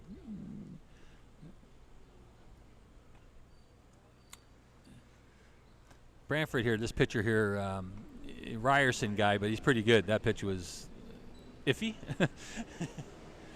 Over the outside corner, I guess. Greg Carrington doesn't like it. He goes down. Yeah, I have watched a bit of Jeremiah Sucre and our color commentator Gus as well playing. He plays on the TMU Bowl team as well. So, yeah, we've seen a bit of Jeremiah Sucre. Yeah, he definitely gives Brantford a chance. He throws strikes. He's been pretty good. And Vinicio up now here. So I was going to ask as well. So you have Greg Carrington. He's hitting .324 on the season, but he's the number 9 hitter. Yeah. But then I look around the Maple Leafs lineup, and there isn't anyone hitting under 300. So no. what's the thinking with the lineup here with the Toronto Maple Leafs? And you know what? Perfect example. We went to London on Friday night, and we had 5 regulars missing in London on a Friday night, which is kind of typical. And our bench come in, and they all did the job too. And we win a ball game with with Fox Pappas and Dutton and Alvarez and Murray. All those kids got to play, and we still scored 7 runs. We still won a ball game. So, Rob Butler's got to find a little bit of a rotation, which he's done a great job with, and he's done a good job of getting everybody in. And that ball is out of here. Jose Vinicio picks the short porch out there in right field, right on the foul pole, and it's 6-1 Toronto. Yeah, he definitely went around the foul pole there, just like in Fenway there. That's probably the best place for him to hit it. That had Fenway Park written all over it there down the line. That ball just kept carrying and carrying. It's a warm day. The wind is definitely not blowing out there, but the ball is carrying this afternoon. Yeah, that might be the worst thing that can happen actually. When your leadoff hitter hits a bomb, sometimes he's going to be thinking home run. Yeah. Although we know that Jose Vinicio, that probably won't matter because Jose Vinicio likes to swing at everything, and a lot of the time he makes contact with it too. That one makes contact with Garrett Takamatsu. So Robbie Butler, like the whole game plan this year too, after we knew most of the core were going to come back, was to give some depth. Find some depth. A lot of these core players have kind of said this might be their last year, or kind of given notice that they're probably playing in their last year. They've been close to winning a championship, so we had to make sure that if it's not me or Rob or whoever's back here next year with the team, that we find them some core pieces and some younger players too. So that's one of the reasons why we went out and made a commitment to guys like J.J. Dutton and Justin Murray and stuff like that. So, Rob's done a good job of keeping those guys in the lineup. There's some IBL teams that play the same 9 guys, 10 guys over and over and over and over and over again. We didn't want to do that. We wanted to make sure that we used the depth as much as possible, and we had a nice little rotation. Like we've seen what Brian Burnside's done when he's got a chance to play, and we see what Yoshi's done, right? Castaldo flies this one in the air. That one's going to be caught out there. But you mentioned players playing their final year, so that I have to bring up Jordan Castaldo as well. And you mentioned that you talked to him right away when coming here to the Toronto Maple Leafs.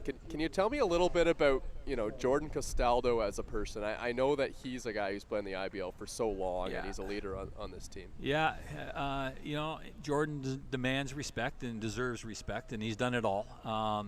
So each year it takes him a little longer to physically get ready to play.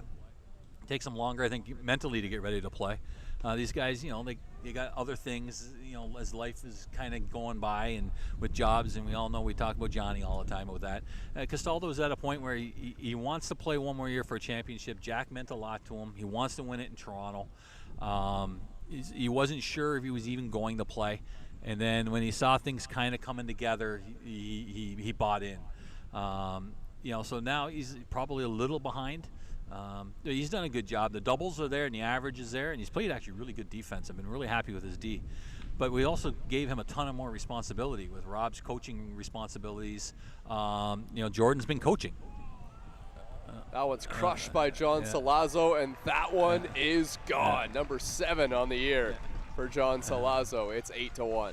You hear the sound of that? It's just a different sound, eh?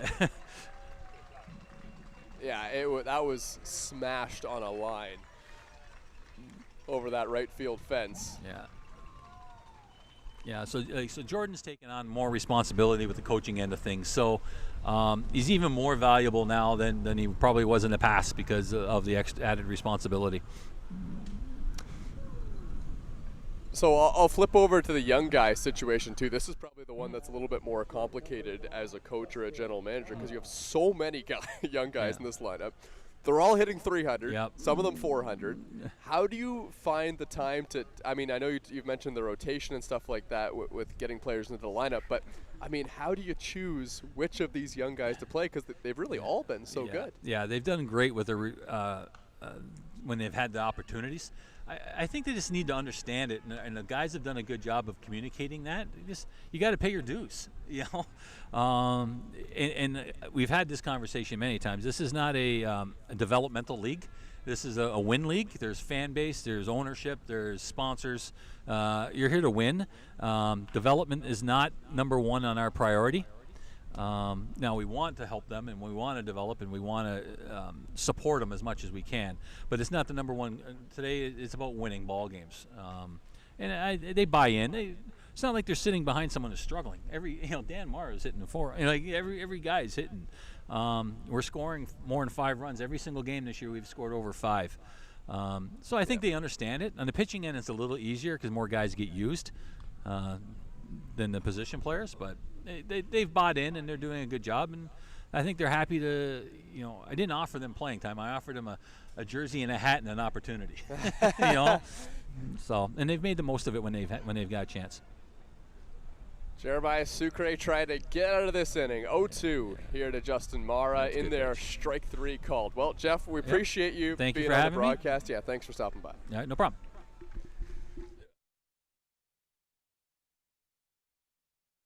But I want to touch on as well, we talked to John Salazzo a lot last week, and one of the things we were talking about was John Salazzo's home run streak. He had 4 games in a row where he hit a home run, and he hit all of those home runs with the same bat. And then that bat, as John said, it died a hero, but not happy to have broken that bat that had 4 home runs in a row. Take a listen. John, you had a home run streak going a couple games ago.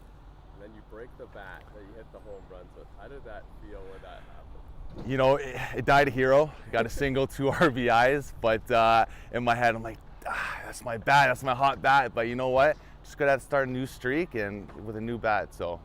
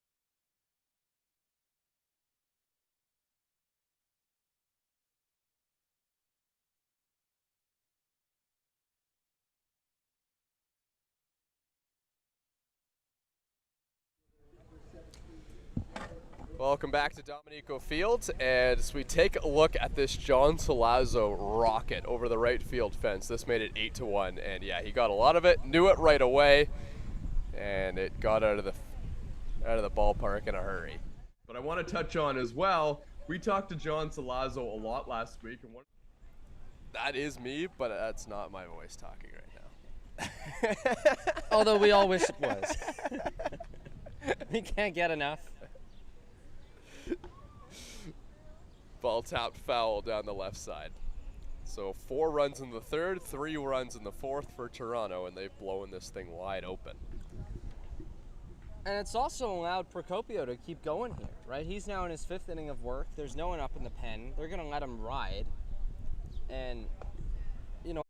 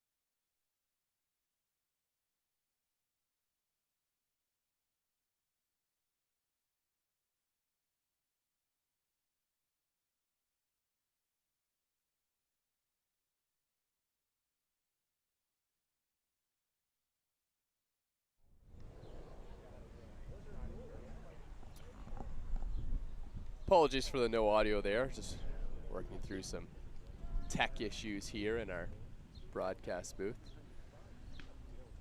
2 outs though for Dan Procopio as the pitch is up and into leadoff hitter Matthew Fabian. Dan Procopio is turning in a pretty good outing here. This will be pitch number 82 in the top of the 5th inning. and with that, Adam Mara starts to warm up lightly in the Maple Leafs bullpen, just in case. And we were talking about, if you can get 4 really good innings out of Procopio, that's outstanding. And now he's in his 5th. And if he can get through 5, it's even better. Have Mara come in for the 6th and go from there.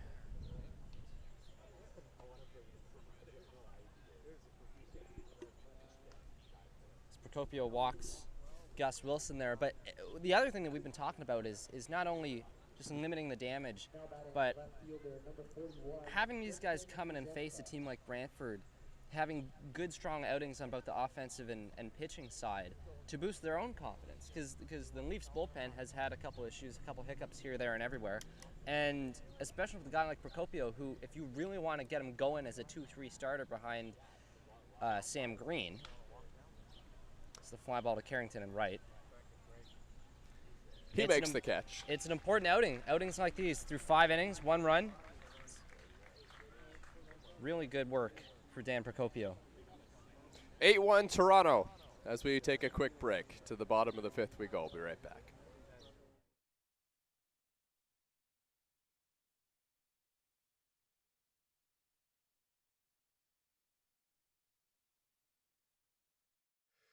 I look at a player like you in the Inter-County Baseball League that, puts their full heart into the game, as you said, and it almost makes me wonder if there'd be a little something extra to try and win a championship. in Toronto with this group? I know it's been the last 2 years where you've been oh so close, but what would it mean to get a championship with this group of guys?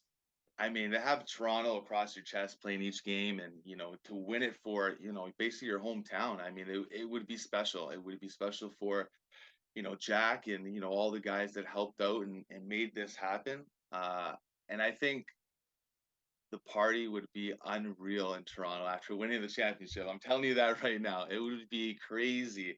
And especially the pits. I think it's always a good vibe in the playoffs, but to host that trophy after a long career in the IBL, it'd be definitely a reward, big time.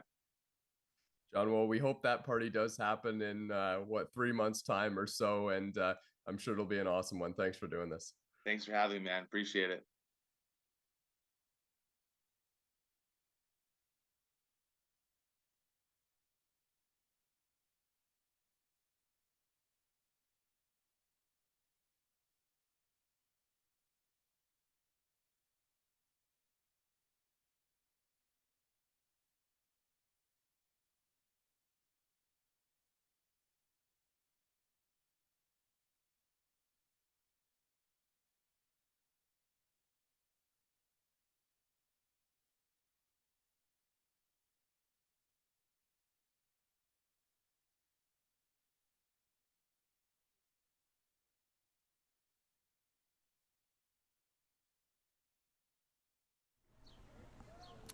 Bottom of the 5th inning, Yoichi Ishihara leading things off. And Danny Howett comes in for the Brantford Red Sox. He's a guy who pitched 2 days ago through 37 pitches. But he's good to go today. Pitched just 1 inning, gave up 3 runs on 3 hits. None of them were earned against Kitchener. That was part of a 16-6 loss. Ishihara pops this one up on the infield. Catch is made by Nakamura at second base. And one of the things we were mentioning earlier in the broadcast, especially with teams like Brantford, getting these OUA guys, these young players who are used to playing competitive ball and they're on the younger side of their careers just entering. And in this case, Danny Howat, someone I happen to know because my team has faced his. He pitched for the Brock Badgers just last year in the OUA and put up really good numbers. And he's just one of a handful of guys that we'll see throughout the IBL this season, even just on Brantford themselves, who have pitched in the OUA, who are straight out of university ball, and who are now playing competitively on an IBL team. And this is a name that we'll see around at least for a couple of years, I'd imagine, because just last year he was with the Brock Badgers, and he was really, really good with them. Catch is made in center field to retire Ryan Burnside. Good start for Howat to start things off. This is a guy that will come out of the bullpen, and he does have the ability to get some outs. I don't know if necessarily he's going to be able to eat a ton of innings. We've seen him have appearances of up to 6 innings last year. He went 3 innings against Guelph on June 9th. And at that point, he was just a call-up.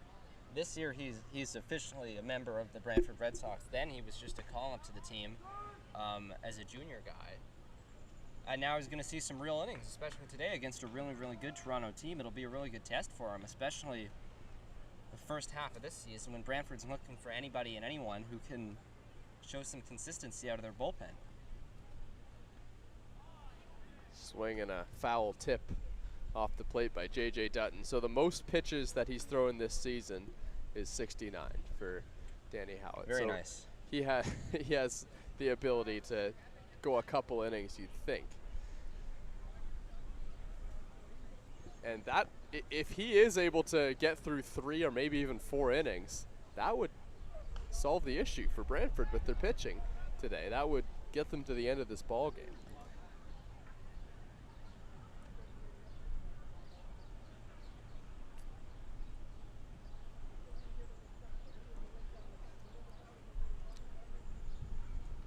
One, two. Swing and a miss. Strike 3. A 1-2-3 inning for Howat as J.J. Dutton swung and missed at a pitch in the dirt, but decided just to go back to the dugout, so that will do it. 8-1 Toronto. Good inning there by Brantford as their bats are coming up, trying to get something going here against Dan Procopio.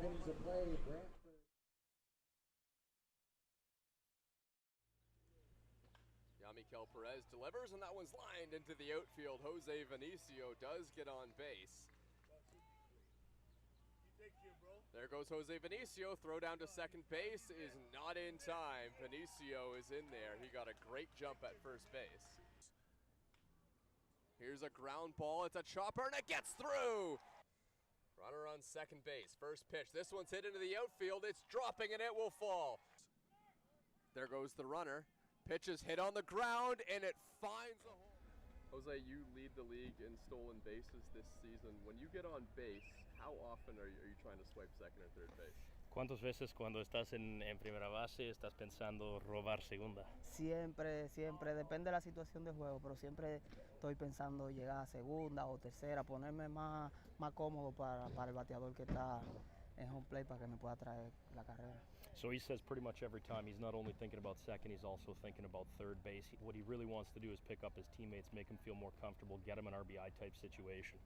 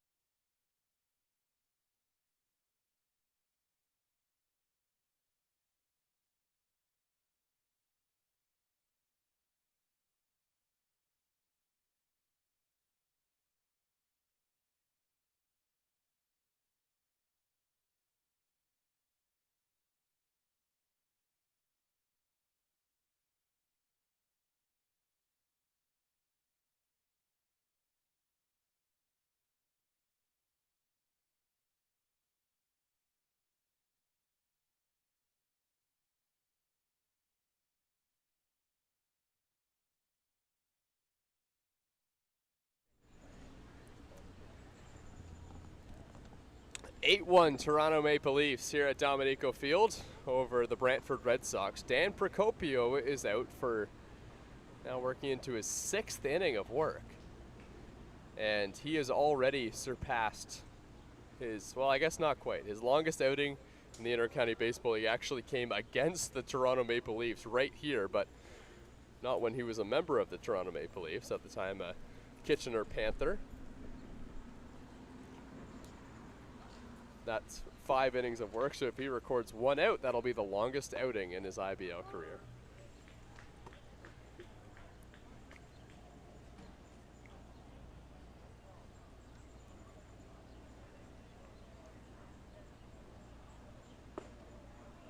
Swing and a miss, strike 3. Procopio racks up another strikeout.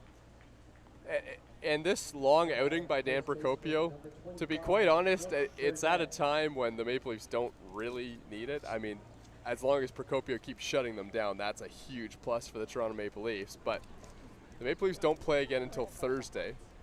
They didn't play yesterday, so they have lots of bullpen arms right now. So the options for the Maple Leafs, even if Procopio had some kind of issue, wouldn't really be a massive problem. No, at this point, especially with the score where it is, it's more so just trying to get Procopio innings and experience, right? And have him finish off what's been a really, really good start so far. And you can see down in the Maple Leafs bullpen, Adam Mara's been throwing. He's ready and primed to go. I'd imagine that if someone gets on base here, that they'll go to Adam Mara right away, just because Procopio's pitch count is so high at this point. But if he can get out of this 6th inning and go 2 up, 2 down here to end it, it's terrific what it'll do for him.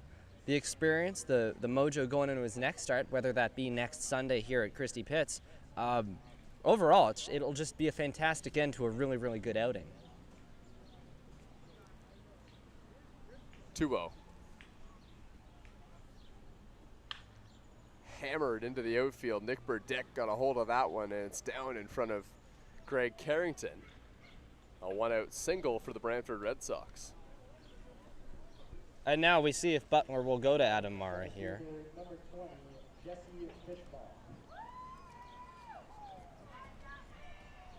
like he's going to let Procopio keep going.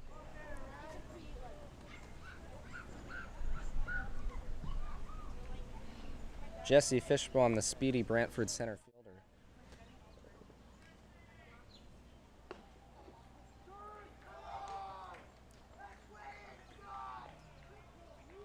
Some avid Jesse Fishbaum supporters here at Christie Pitts today.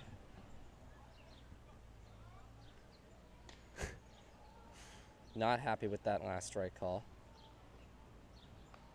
1-0 is fouled straight back now in a hole 0-2. You want to know a fun fact about Dan Procopio?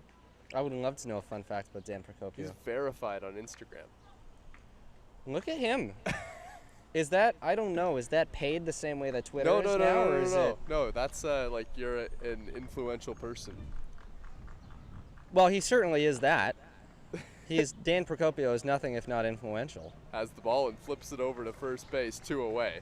I guess that's what happens when you get drafted into Major League Baseball.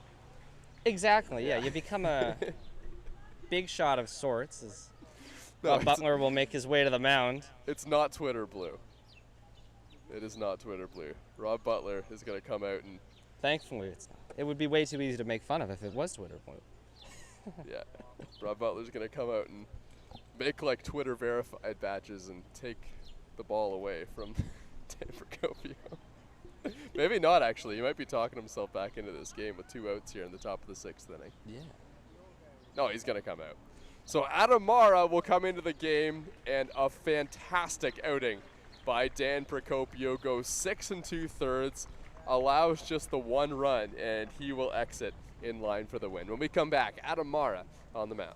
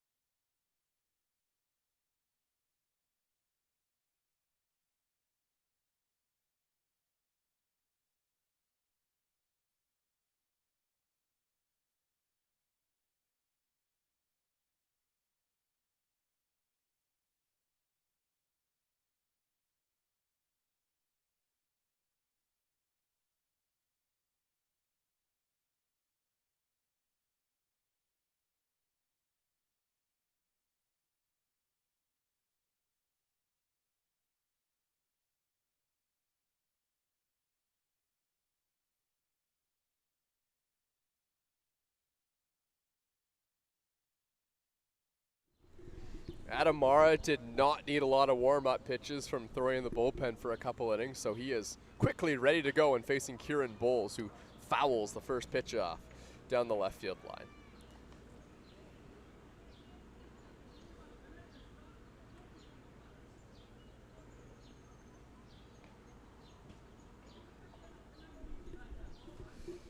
Nick Burdett is out there at second base,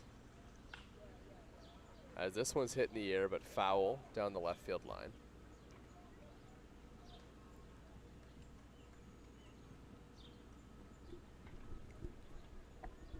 And I was just taking a look down in the Brantford bullpen, and earlier today we were running through the guys that had gone multiple innings over the last 2 days for the Red Sox, and one of them being Noah Falkenberg, and he was just down there, tossed a ball. He stepped off the mound now, but he had thrown 2 2/3 innings just the other day.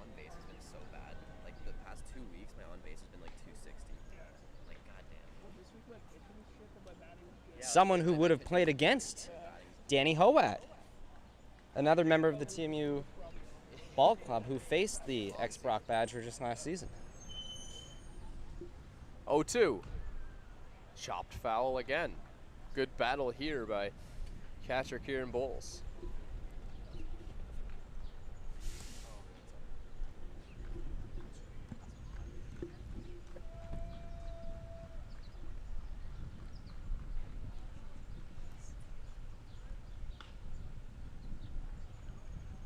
Hit on the ground, long throw to first. Good play by John Salazzo, and that will do it. So the bottom of the sixth we go, 8-1 Toronto.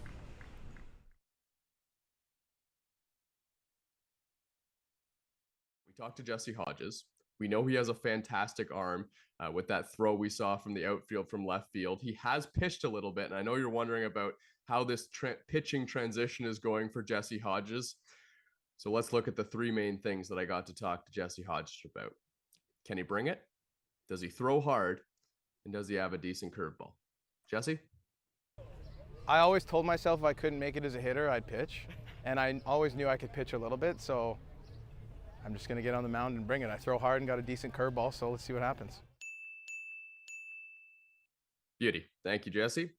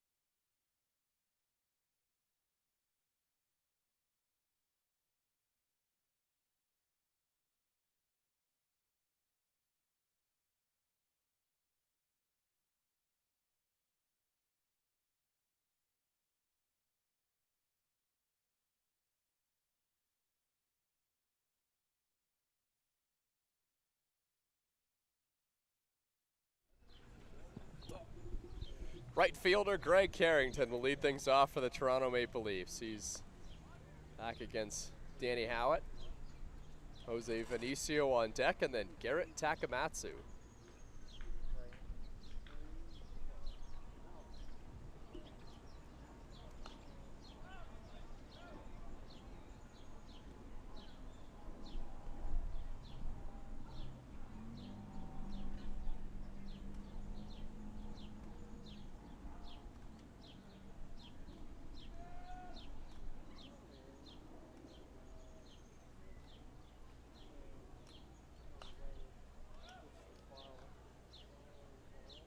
Greg Carrington behind on the count 1-2.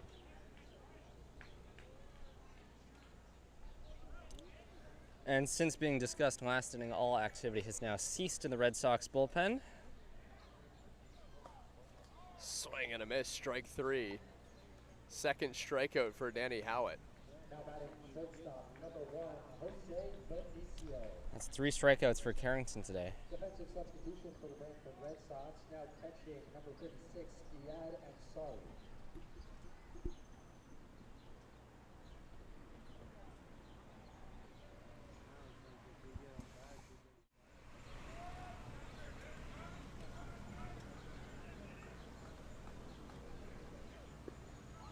Vinicio takes low in the dirt, ball 1. I don't usually look at the YouTube chat, but when I see the name Ryan Santos in the chat, I feel like I have to address this. Yes, Ryan Santos. Tack is back as a Toronto Maple Leaf. He's playing second base today.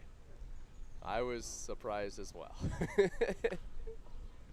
This one's hit the air down the left field line. That one's going to fall for Jose Vinicio. He's got wheels. He makes the turn and glides into second base with a double.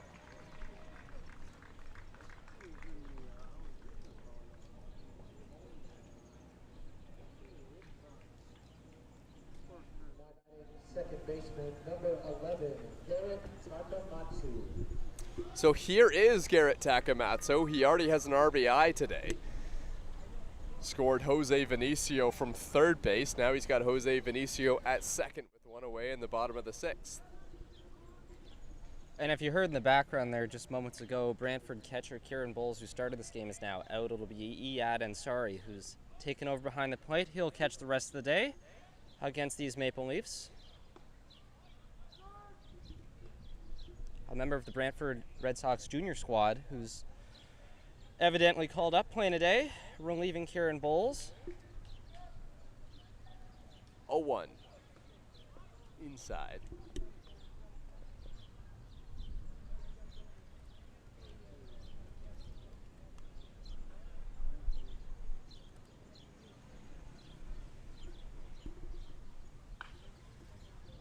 Takamatsu hits one, it goes off the third baseman. Everyone's going to be safe. Jose Vinicio retreats. And that might be scored as an error, but Garrett Takamatsu smashed that ball on the ground on the left side. Yeah, a hard hit ball knocked off Fabian, went to the shortstop Gus Wilson. For a second thought he had a play, maybe could have thrown out Takamatsu at first, but at that point you're risking an overthrow. As you see here on the replay, just ripped on the ground, right off Fabian, right to Gus Wilson, keeping the runner at second, and up comes Jordan Castaldo. 2 men on.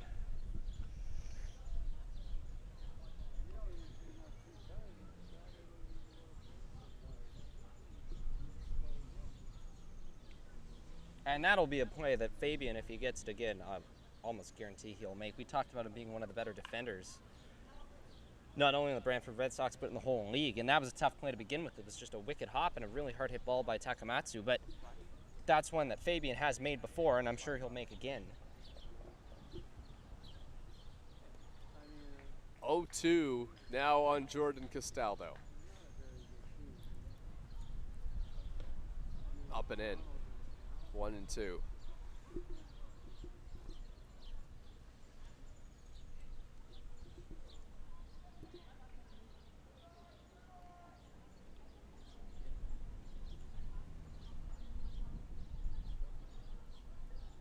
Howitt's 1-2 pitch.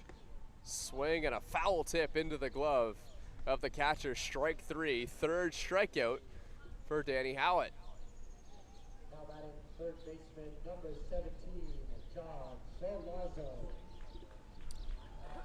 And an interesting note on Iyad Ansari, the new Brantford Red Sox catcher. We talk all the time about the experience that these players come into the IBL with. Ansari, as a matter of fact, played for Team Pakistan in the World Baseball Championship qualifying tournament. So he's had some really good international experience now with the Red Sox. He's a young guy, he's a catcher and first baseman.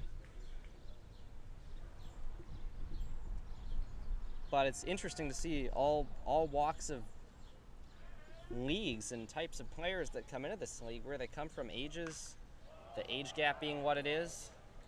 High and deep by John Solazzo.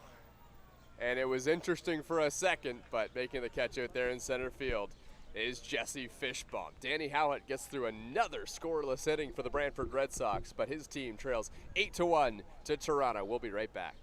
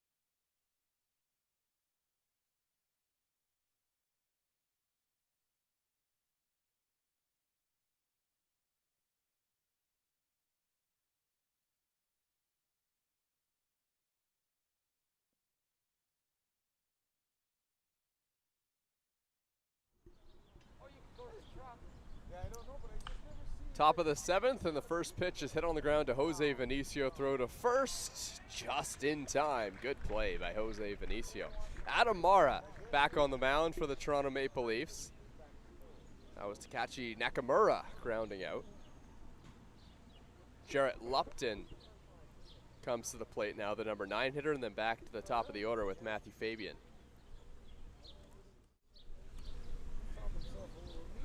Now batting pinch hitter Tyler Wilson, number 55.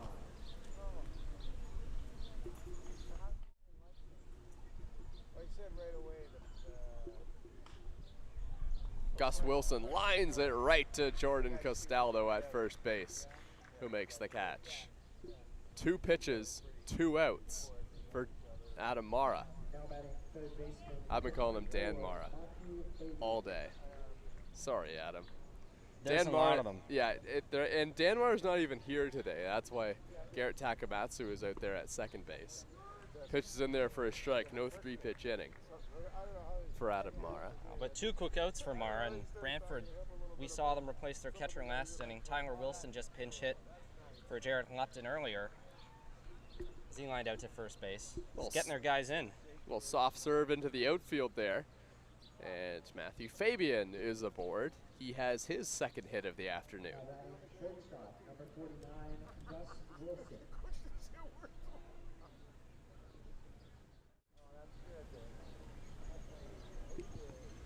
Tyler Wilson, it should be mentioned, another junior player for the Brantford Red Sox. Now 2 of them now in the game.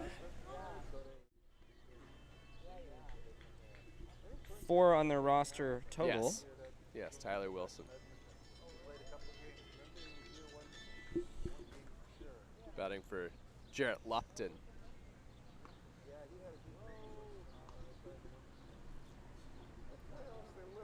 Gus Wilson at the plate now. 0 for 1 today, and he's walked twice. 1-1 from Mara, in there for a strike. I think one of the reasons I was confusing Adam Mara's name was because we actually haven't seen Adam Mara pitch here at Dominico Field for a while. He had an unbelievable outing. Yeah, June 10th was the last time he pitched here at Dominico Field. He had an unbelievable outing to save the game for the Toronto Maple Leafs in 1 inning against the London Majors. And at the time, as this one's in the dirt, that'll allow Matthew Fabian to advance 90 feet. At the time, it was such a crazy game because it was the home opener here at Dominico Field. The Toronto Maple Leafs ended up coming all the way back from a 4-0 deficit to take the lead 5-4. Adam Mara was the guy they called on to come in and get the save. He got the first 2 outs cleanly. Then there was an error made at shortstop, and you're thinking, oh, here's the IBL champs. But ever since that opening day, the London Majors have struggled. Right now, 3 games below 500 and in the bottom 3 in the Intercounty Baseball League. They have, and they haven't been able to just keep it going from where they were last year. Bounding ball, that one's going to get up the middle. That might produce another run. J.J. Dutton's throw to the plate is way offline. It was a cannon from center field, but it was offline and smartly cut off there by Mara. It's 8-2 Toronto. And just very quickly back to the London Majors. Obviously, we know them well from the experience of playing them in the finals just last season. And as you see here, grounder up the middle that'll produce Brantford's second run. But just like is the same for every IBL team, losing important players, having guys regress to the norm. They had a lot of guys who turned it on at the end of last season, right into the playoffs, and then just carried it right through to the very, well, for us it was the bitter end. For them it was the championship end of last season, and they haven't been able to put it together this year. We saw them play just the other day. Anthony Benitez, we'll see if he turns out well, but 11 walks and 2 2/3. It's tough. Should end the inning. And it drops. Oh, that was the commentator's curse of all commentators' curse there. Sorry, John Salazzo. Falls in foul territory, so it doesn't mean anything. Don't think I've ever said that a pop-up was going to end the inning. John just wants us to talk more about the London Majors. Oh, my goodness. Here's another pop-up. This time it's going to be Castaldo in foul territory, and he will make the catch. So the inning is over. The Brantford Red Sox get one. We head to the bottom of the seventh. The bats for the Toronto Maple Leafs coming up. They've put up 8 so far, but have to face Danny Howitt, who's been great on the mound for Brantford so far.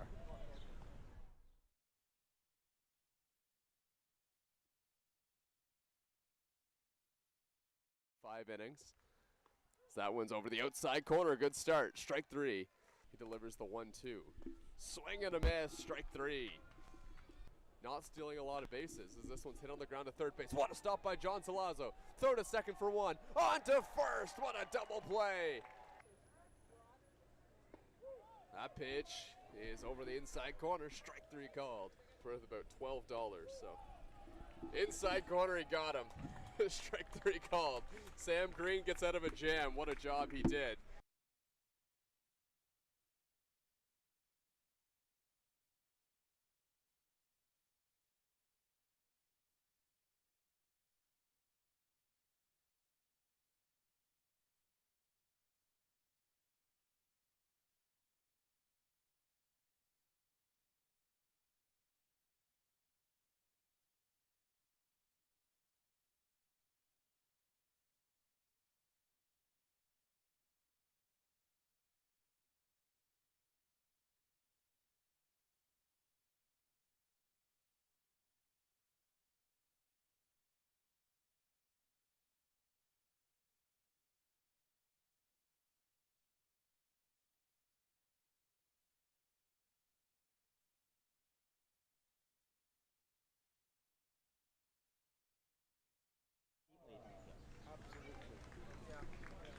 Justin Mara will lead things off against Danny Howitt, who's been really good on the mound for Brantford so far. 2 scoreless innings and keeping the Brantford Red Sox with a little bit of hope here. Down by 6, but we know runs can come in bunches in the Intercounty Baseball League.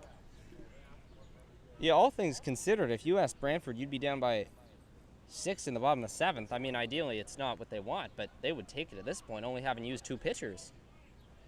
The reality lately for the Toronto Maple Leafs is that if they can get to the 9th inning with a lead, well, Genis Alvarado is going to close things out. He put on just a dominant performance in the Maple Leafs last game against the London Majors as that one swung on and missed. 1-2 now to Justin Mara. It was a really interesting outing because he was starting to lose a little bit of command of his fastball, was Genis Alvarado, and he was getting a little bit of contact on his fastball, so he decided, I'm just not going to throw my fastball, and I'm just going to throw my slider for the rest of the game. And he got 3 straight strikeouts in which he threw 1 fastball. 3 strikeouts, 1 fastball. Yeah, and that's all the power to him. He has such a good slider that he's been working on, and it's been fantastic. Yeah, it is. That was a pretty good slider right there from Danny Howitt. Another strikeout. Yoichi Ishihara comes up. Yeah, well, Genis Alvarado's slider is the best pitch in the Intercounty Baseball League. It has been, it's almost unhittable. Yeah, I mean, and his numbers, if you look at his season numbers, they're bloated. They're inflated because of his 1 bad outing that he began a season with in his first outing right off the plane. But beyond that, he's been outstanding.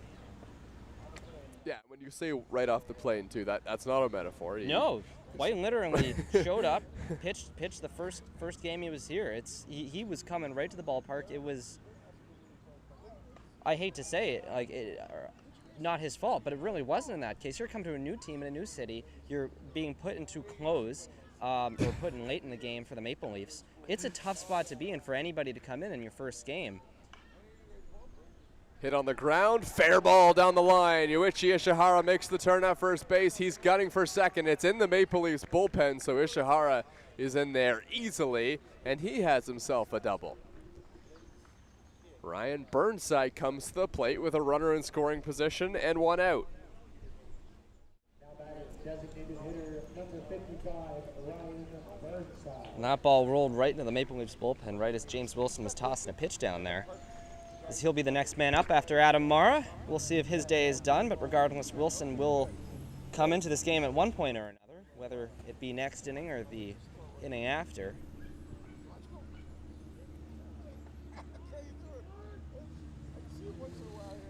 Adam Mara's given up some contact here and there, but overall it's been a good outing for him.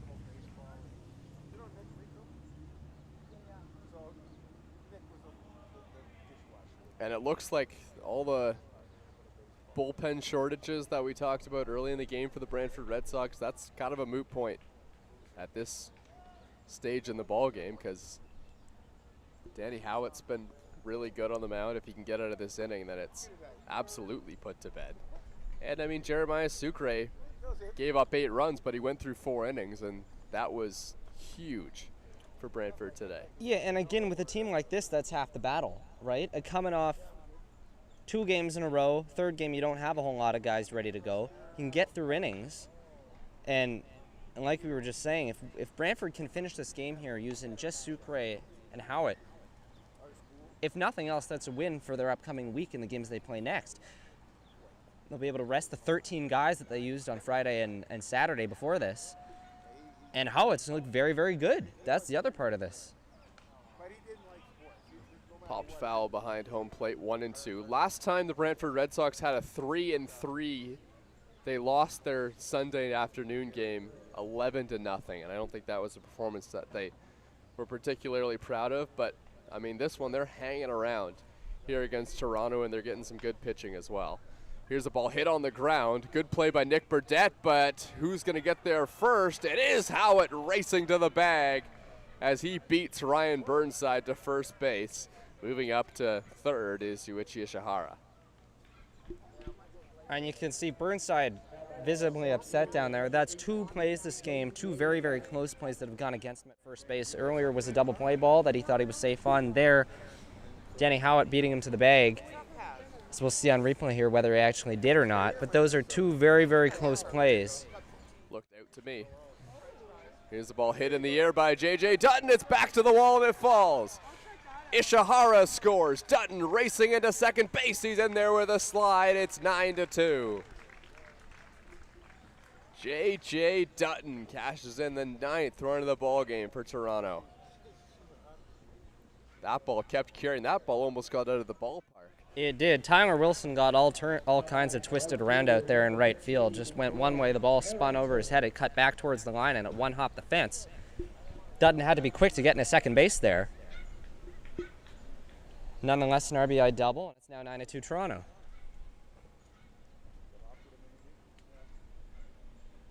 Greg Carrington steps in and takes ball 1.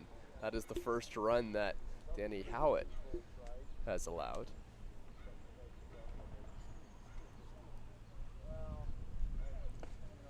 Greg Carrington is 0 for 3 today with 3 strikeouts. Good chance here for him to turn his day around. A 2-run home run would make him feel a lot better. Oh, it would make him feel terrific. Be on cloud 9 if that happened. No batting gloves today for the professor. Yeah, Bright blue shoes. Very in keeping with the Toronto Maple Leafs color scheme. We know that a couple of these Toronto Maple Leafs players coach outside of playing baseball here for the Toronto Maple Leafs. You happen to be one of the coaches on the coaching staff with Greg Carrington. Can you tell me a little bit about your team and Greg's role on that team? I am lucky enough to coach with Greg. Personally, outstanding guy outside of baseball, outstanding coach as well. No, we coach together.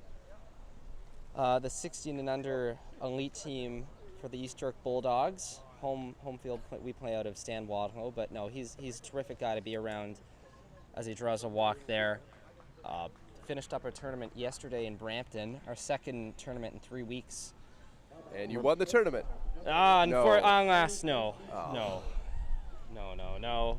We both wish, but no, outstanding guy, nicest guy you're ever going to meet. Great coach. Worked at NRS, joined forces with him, and it's just us two coaching for East York. And one of a handful of guys, both coaching and have come out of NRS for the Maple Leafs, Jesse Hodges, who's not in the lineup today, who we've seen a lot recently, also from NRS, also coaching at East York. And he coaches against Greg Carrington and you? No, unfortunately not, no. Maybe in an intra-squad game one day, or an intra organizational game one day, but no. There's a lot of these guys that are coming around. Greg and Jesse had worked together at NRS. I had met both of them in the off-season with the team training there, and both ended up coming to the Maple Leafs, and both very, very nice guys, very, very good coaches. Although I think it's safe to say for both Greg and I that we've had our fair share of time in Brampton, and we're happy that we have no more Brampton tournaments from here on out. They've been they have been tough on the both of us. Well, I think anyone coaching or playing in those baseball tournaments knows that there are some long days, especially playing 2 games in 2 days. Yeah. Playing 3 games or 4 games in 2 days. Yeah, and it's a good segue into the lengths in which players in the IBL, not just with Toronto, but with any team, having to drive to all these places, right? Like these, you got to remember, these are guys playing in the IBL who are not in it for the money. They're not in it because they are, hot shot prospects. They're in it because they want to keep playing, and they all have to drive to these places themselves. So when Toronto takes a trip down to London, or they take a trip over to Hamilton, it's these guys driving themselves. Sure, other teams occasionally show up here in buses. I mean, we know the incident with Kitchener, however long ago when the game was delayed because their bus broke down. But a lot of these guys. Vinicio lines one into center field. That one gets down. J.J. Dutton was running. He's going to score. Throw to third base is offline. And as a result, Jose Vinicio will cruise into second. But as a result to all these guys driving themselves places, that's going to become more of a conversation topic next year when a team like Chatham-Kent, through expansion, is going to become a team. Yes. And these guys are now going to have to drive one step further. And yes, it's great for another team to come into the league. Everyone wants that. The league expands. More players will join. There will be more opportunities for players, especially coming out of university ball, as we've mentioned, the OUA to play. But the flip side on that is Danny Howitt's day is done. The flip side to that is all these players have to go further. They have to drive further. And while inherently that is not necessarily a bad thing, it is tough for some of these guys. We talk about Jonathan Salazar all the time, having to, play for the Maple Leafs, but then work as his job as a conductor. We talk about Dan Procopio, who can only show up here on Sundays. Dan Marr is not in the lineup today. These guys have other commitments. And in order to encapsulate all that, when Chatham-Kent becomes a baseball team, that isn't just down the street from Christie Pitts. That is a trek that these guys will have to make day in and day out. 2 or 3 times this season, as Noah Falkenberg enters the game, for the Brantford Red Sox. And that'll be a storyline when the offseason comes and guys are contemplating where they're going to play next year, how much they're going to play. The distances traveled have to be taken into account. So, yes, everyone's used to driving to Hamilton. The Hamilton Cardinals have been in the league for a long time. But when Chatham-Kent comes around, it's just another addition to the mass traveling that these teams do. They can't fly to places. They don't have team buses. It's going to be a severe consideration that teams and players themselves will have to take into account when they're going to these places. It's quite a trek. And to wrap it all up, going back to Greg Carrington and I coaching, along with Jesse Hodges and a number of other players in the IBL, these guys do not just play in the IBL. They have real jobs outside of this. They have other commitments. It's a lot of travel. So when we see guys like Jonathan Salazar have to leave early, guys not show up to games, everyone needs to remember here that there are bigger things in the IBL. And yes, the IBL is expanding and it's growing, but it's got to be one of those things that you take into consideration when you're signing players, when you're trying to recruit players. There's only so much that teams can do, especially with the travel that we'll talk more about, especially in the next year when Chatham-Kent becomes a member of this league. Speaking of coaches, here comes Garrett Takamatsu, who coached the Toronto Maple Leafs in the playoffs. Yes, he did. Last year. Garrett Takamatsu was signed after the window where you could sign players and have them be eligible for your playoff roster. It wasn't about at-bats or anything like that. And obviously that was a controversy that the Maple Leafs lost, and he's hit by a pitch. And I was waiting for this to happen as well in this game today, because when Garrett Takamatsu left the Toronto Maple Leafs to go to the Frontier League last year, he was leading the IBL in hit by pitches. He had been hit by 4 pitches in 4 games to start the season last year, and it continues to follow him again this year as he gets hit by the pitch. Yeah, it's just one of those things, it seems like, that follows him around. And obviously, in a 10-2 game, there's no intent right there. I mean, I feel I can speak on behalf of Noah Falkenberg. I know the guy. There's no intent there. But it is unfortunate that happens to Takamatsu in his first game back. He's knocking off a lot of firsts. First hit by pitch, first hit, first RBI. He's getting right back in the swing of things with the old Maple Leafs here. 2 years ago, winning his first MVP in the Intercounty Baseball League. That's the resume of Garrett Takamatsu. This guy's got a pretty good resume too. Jordan Castaldo playing in his final season in the Intercounty Baseball League, listed as one of the IBL's top 100 all-time players.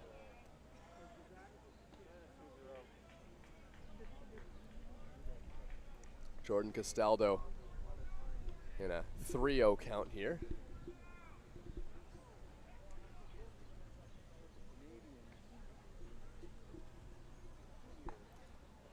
And it's outside ball 4, so that's walk number 16 on the season for Jordan Castaldo, and it pushes in a run, and it's 11-2. And this is actually a little bit incredible that Noah Falkenberg is pitching today, because he threw 37 pitches yesterday and now coming into the game as well today. Yeah, and that's one of the things that, you know, I'm sure he's thinking about out there. Sure, Brantford's thinking about it too, is how much does he have left in the tank? He's another guy who's been one of the innings eaters for the Brantford Red Sox this year, so he's seen his fair amount of game action, as Cal Nash is now throwing in the Brantford bullpen. Another guy who pitched yesterday. Yeah.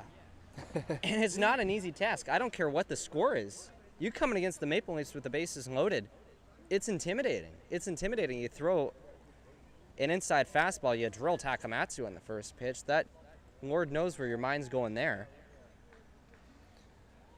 And now he's having trouble finding the strike zone.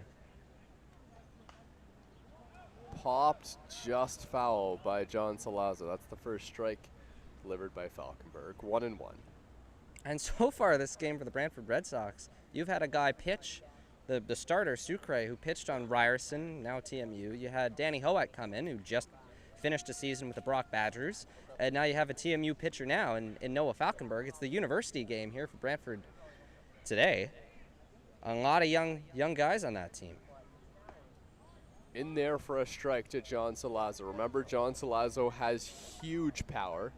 Already hit a home run today. And he missed it by about 3 feet in center field in his last at-bat as he flew out to Jesse Fishbaum. Here's the 1-2. That was a breaking ball that slipped out of the hand of Noah Falkenberg.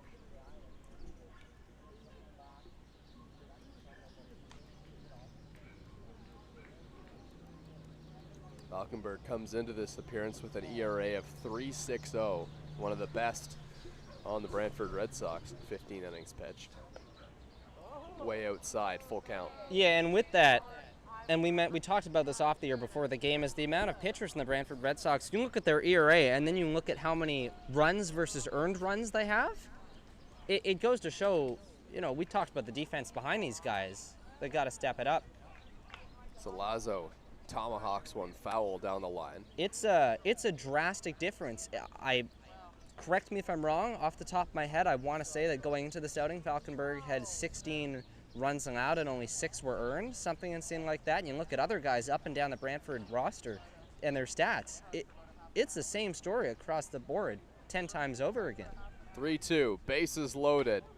Pitch is skied in the air. Salazzo just missed it. Nakamura going over, and he falls, and he makes the catch. Oh, that got pretty hairy as it got caught up there in the wind, but it does end the inning, and Brantford gets out of it.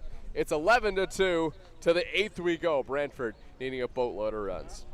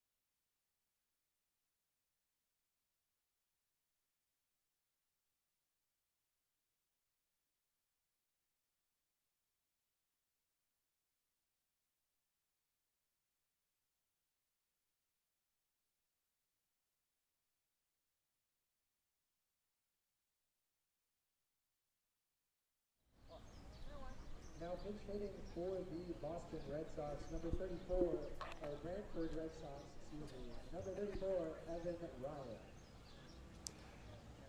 So Evan Ryan, the pinch hitter, and he's facing a new pitcher, James Wilson, into the game for the Toronto Maple Leafs. First pitch is hit in the air. Vinicio jumps and makes the catch. Jose Vinicio snaring the soft liner. One away.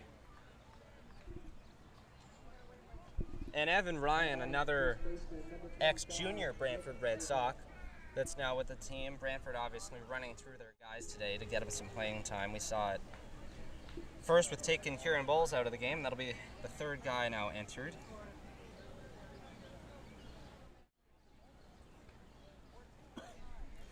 Now it's Nick Burdett at the plate, and he's going to ground one to Garrett Takamatsu. Flipped to first in the dirt, picked by Jordan Castaldo, 2 away.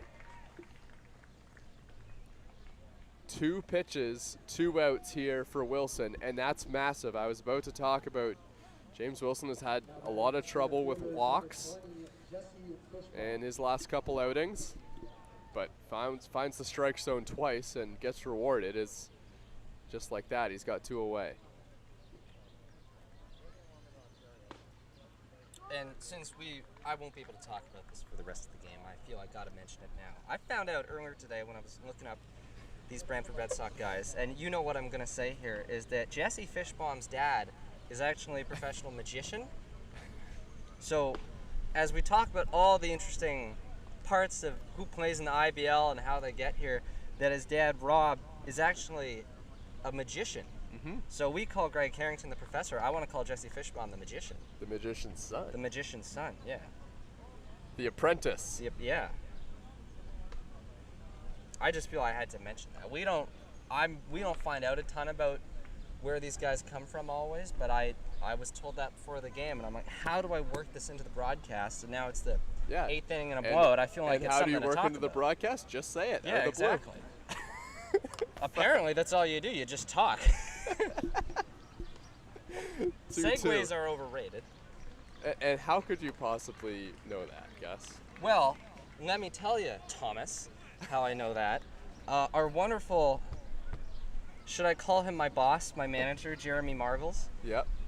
Came up to me before the game, and he was just like, hey, look at this, and whipped out his phone. Line drive, and that one's going to get by Takamatsu, and the apprentice is on with a single. And he's like, hey, do you know who this is? And of course, I'm like, I have no clue. And he's like, this is Jesse Fishbaum's dad. And then to take it one step further, Jeremy was also saying that he and Jesse went to the same high school. So that has just sent me down a rabbit's path, or down a rabbit path. What? Down a path. Hole. Down a hole. Yeah, that's yeah. Listen, it's 4:30 on a Sunday and it's a blowout game. We're just trying to get to the finish line here. It sent me down a path to look this guy up on Instagram. You were talking about how Procopio was verified. Yep. Fish the Magician. Rob Fishbaum is not. I see no justice in this world. Yeah. I mean, I don't know who you take that up with, but good luck with that. I mean, oh, nobody. I'm off my own little world here. That's just a piece of information that's going to stick with me. You talk about core memories. Yeah. I don't know that Jesse Fishbaum's dad is a magician. Yeah. Next time we play Brantford, I'm going to refer to him as the apprentice. And no one will know what I'm talking about, but you will. That's all that matters. I guess anyone watching this afternoon would have some idea as well. That's about as in-depth as you're going to get in terms of you just wait. I have so much up my sleeve in the future. You just wait. Okay. Hit on the ground. That one gets by Salazzo and Vinicio into the outfield. Stop sign thrown up by the third base coach. Throw to the plate was right on the money from Yoichi Ichihara. And now the bases are loaded. So 2 pitches, 2 outs for James Wilson, and now he's in a bases loaded jam. And you look down at the Maple Leafs bullpen, that's Ryan Wells down there throwing. We've seen him pitch quite recently. here at Dominico Field. Had his ups and downs in the Maple Leafs bullpen.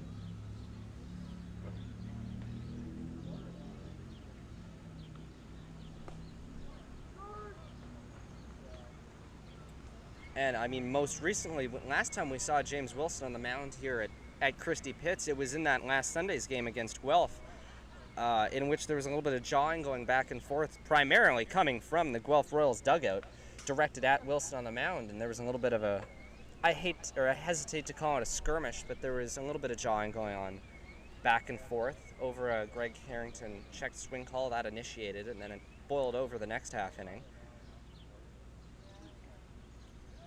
Hopefully none of that here today. 0-2. Breaking ball goes to the backstop, but didn't bounce away far enough for the run to come in to score. Tyler Wilson behind of the count, 1-2 now.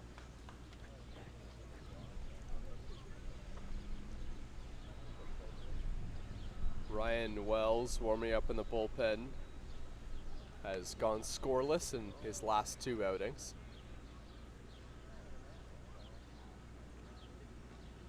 Tyler Wilson takes in the dirt again. It gets to the backstop, but again, the run is not able to come in from third base. And much like Dan Procopio at times, we talked about earlier on, just finding that release point and being consistent with it, especially with his fastball. The same can be said for James Wilson here. He's a young guy. He's one of the Maple Leafs' youngest. I believe he's tied for being the youngest pitcher in the bullpen this year.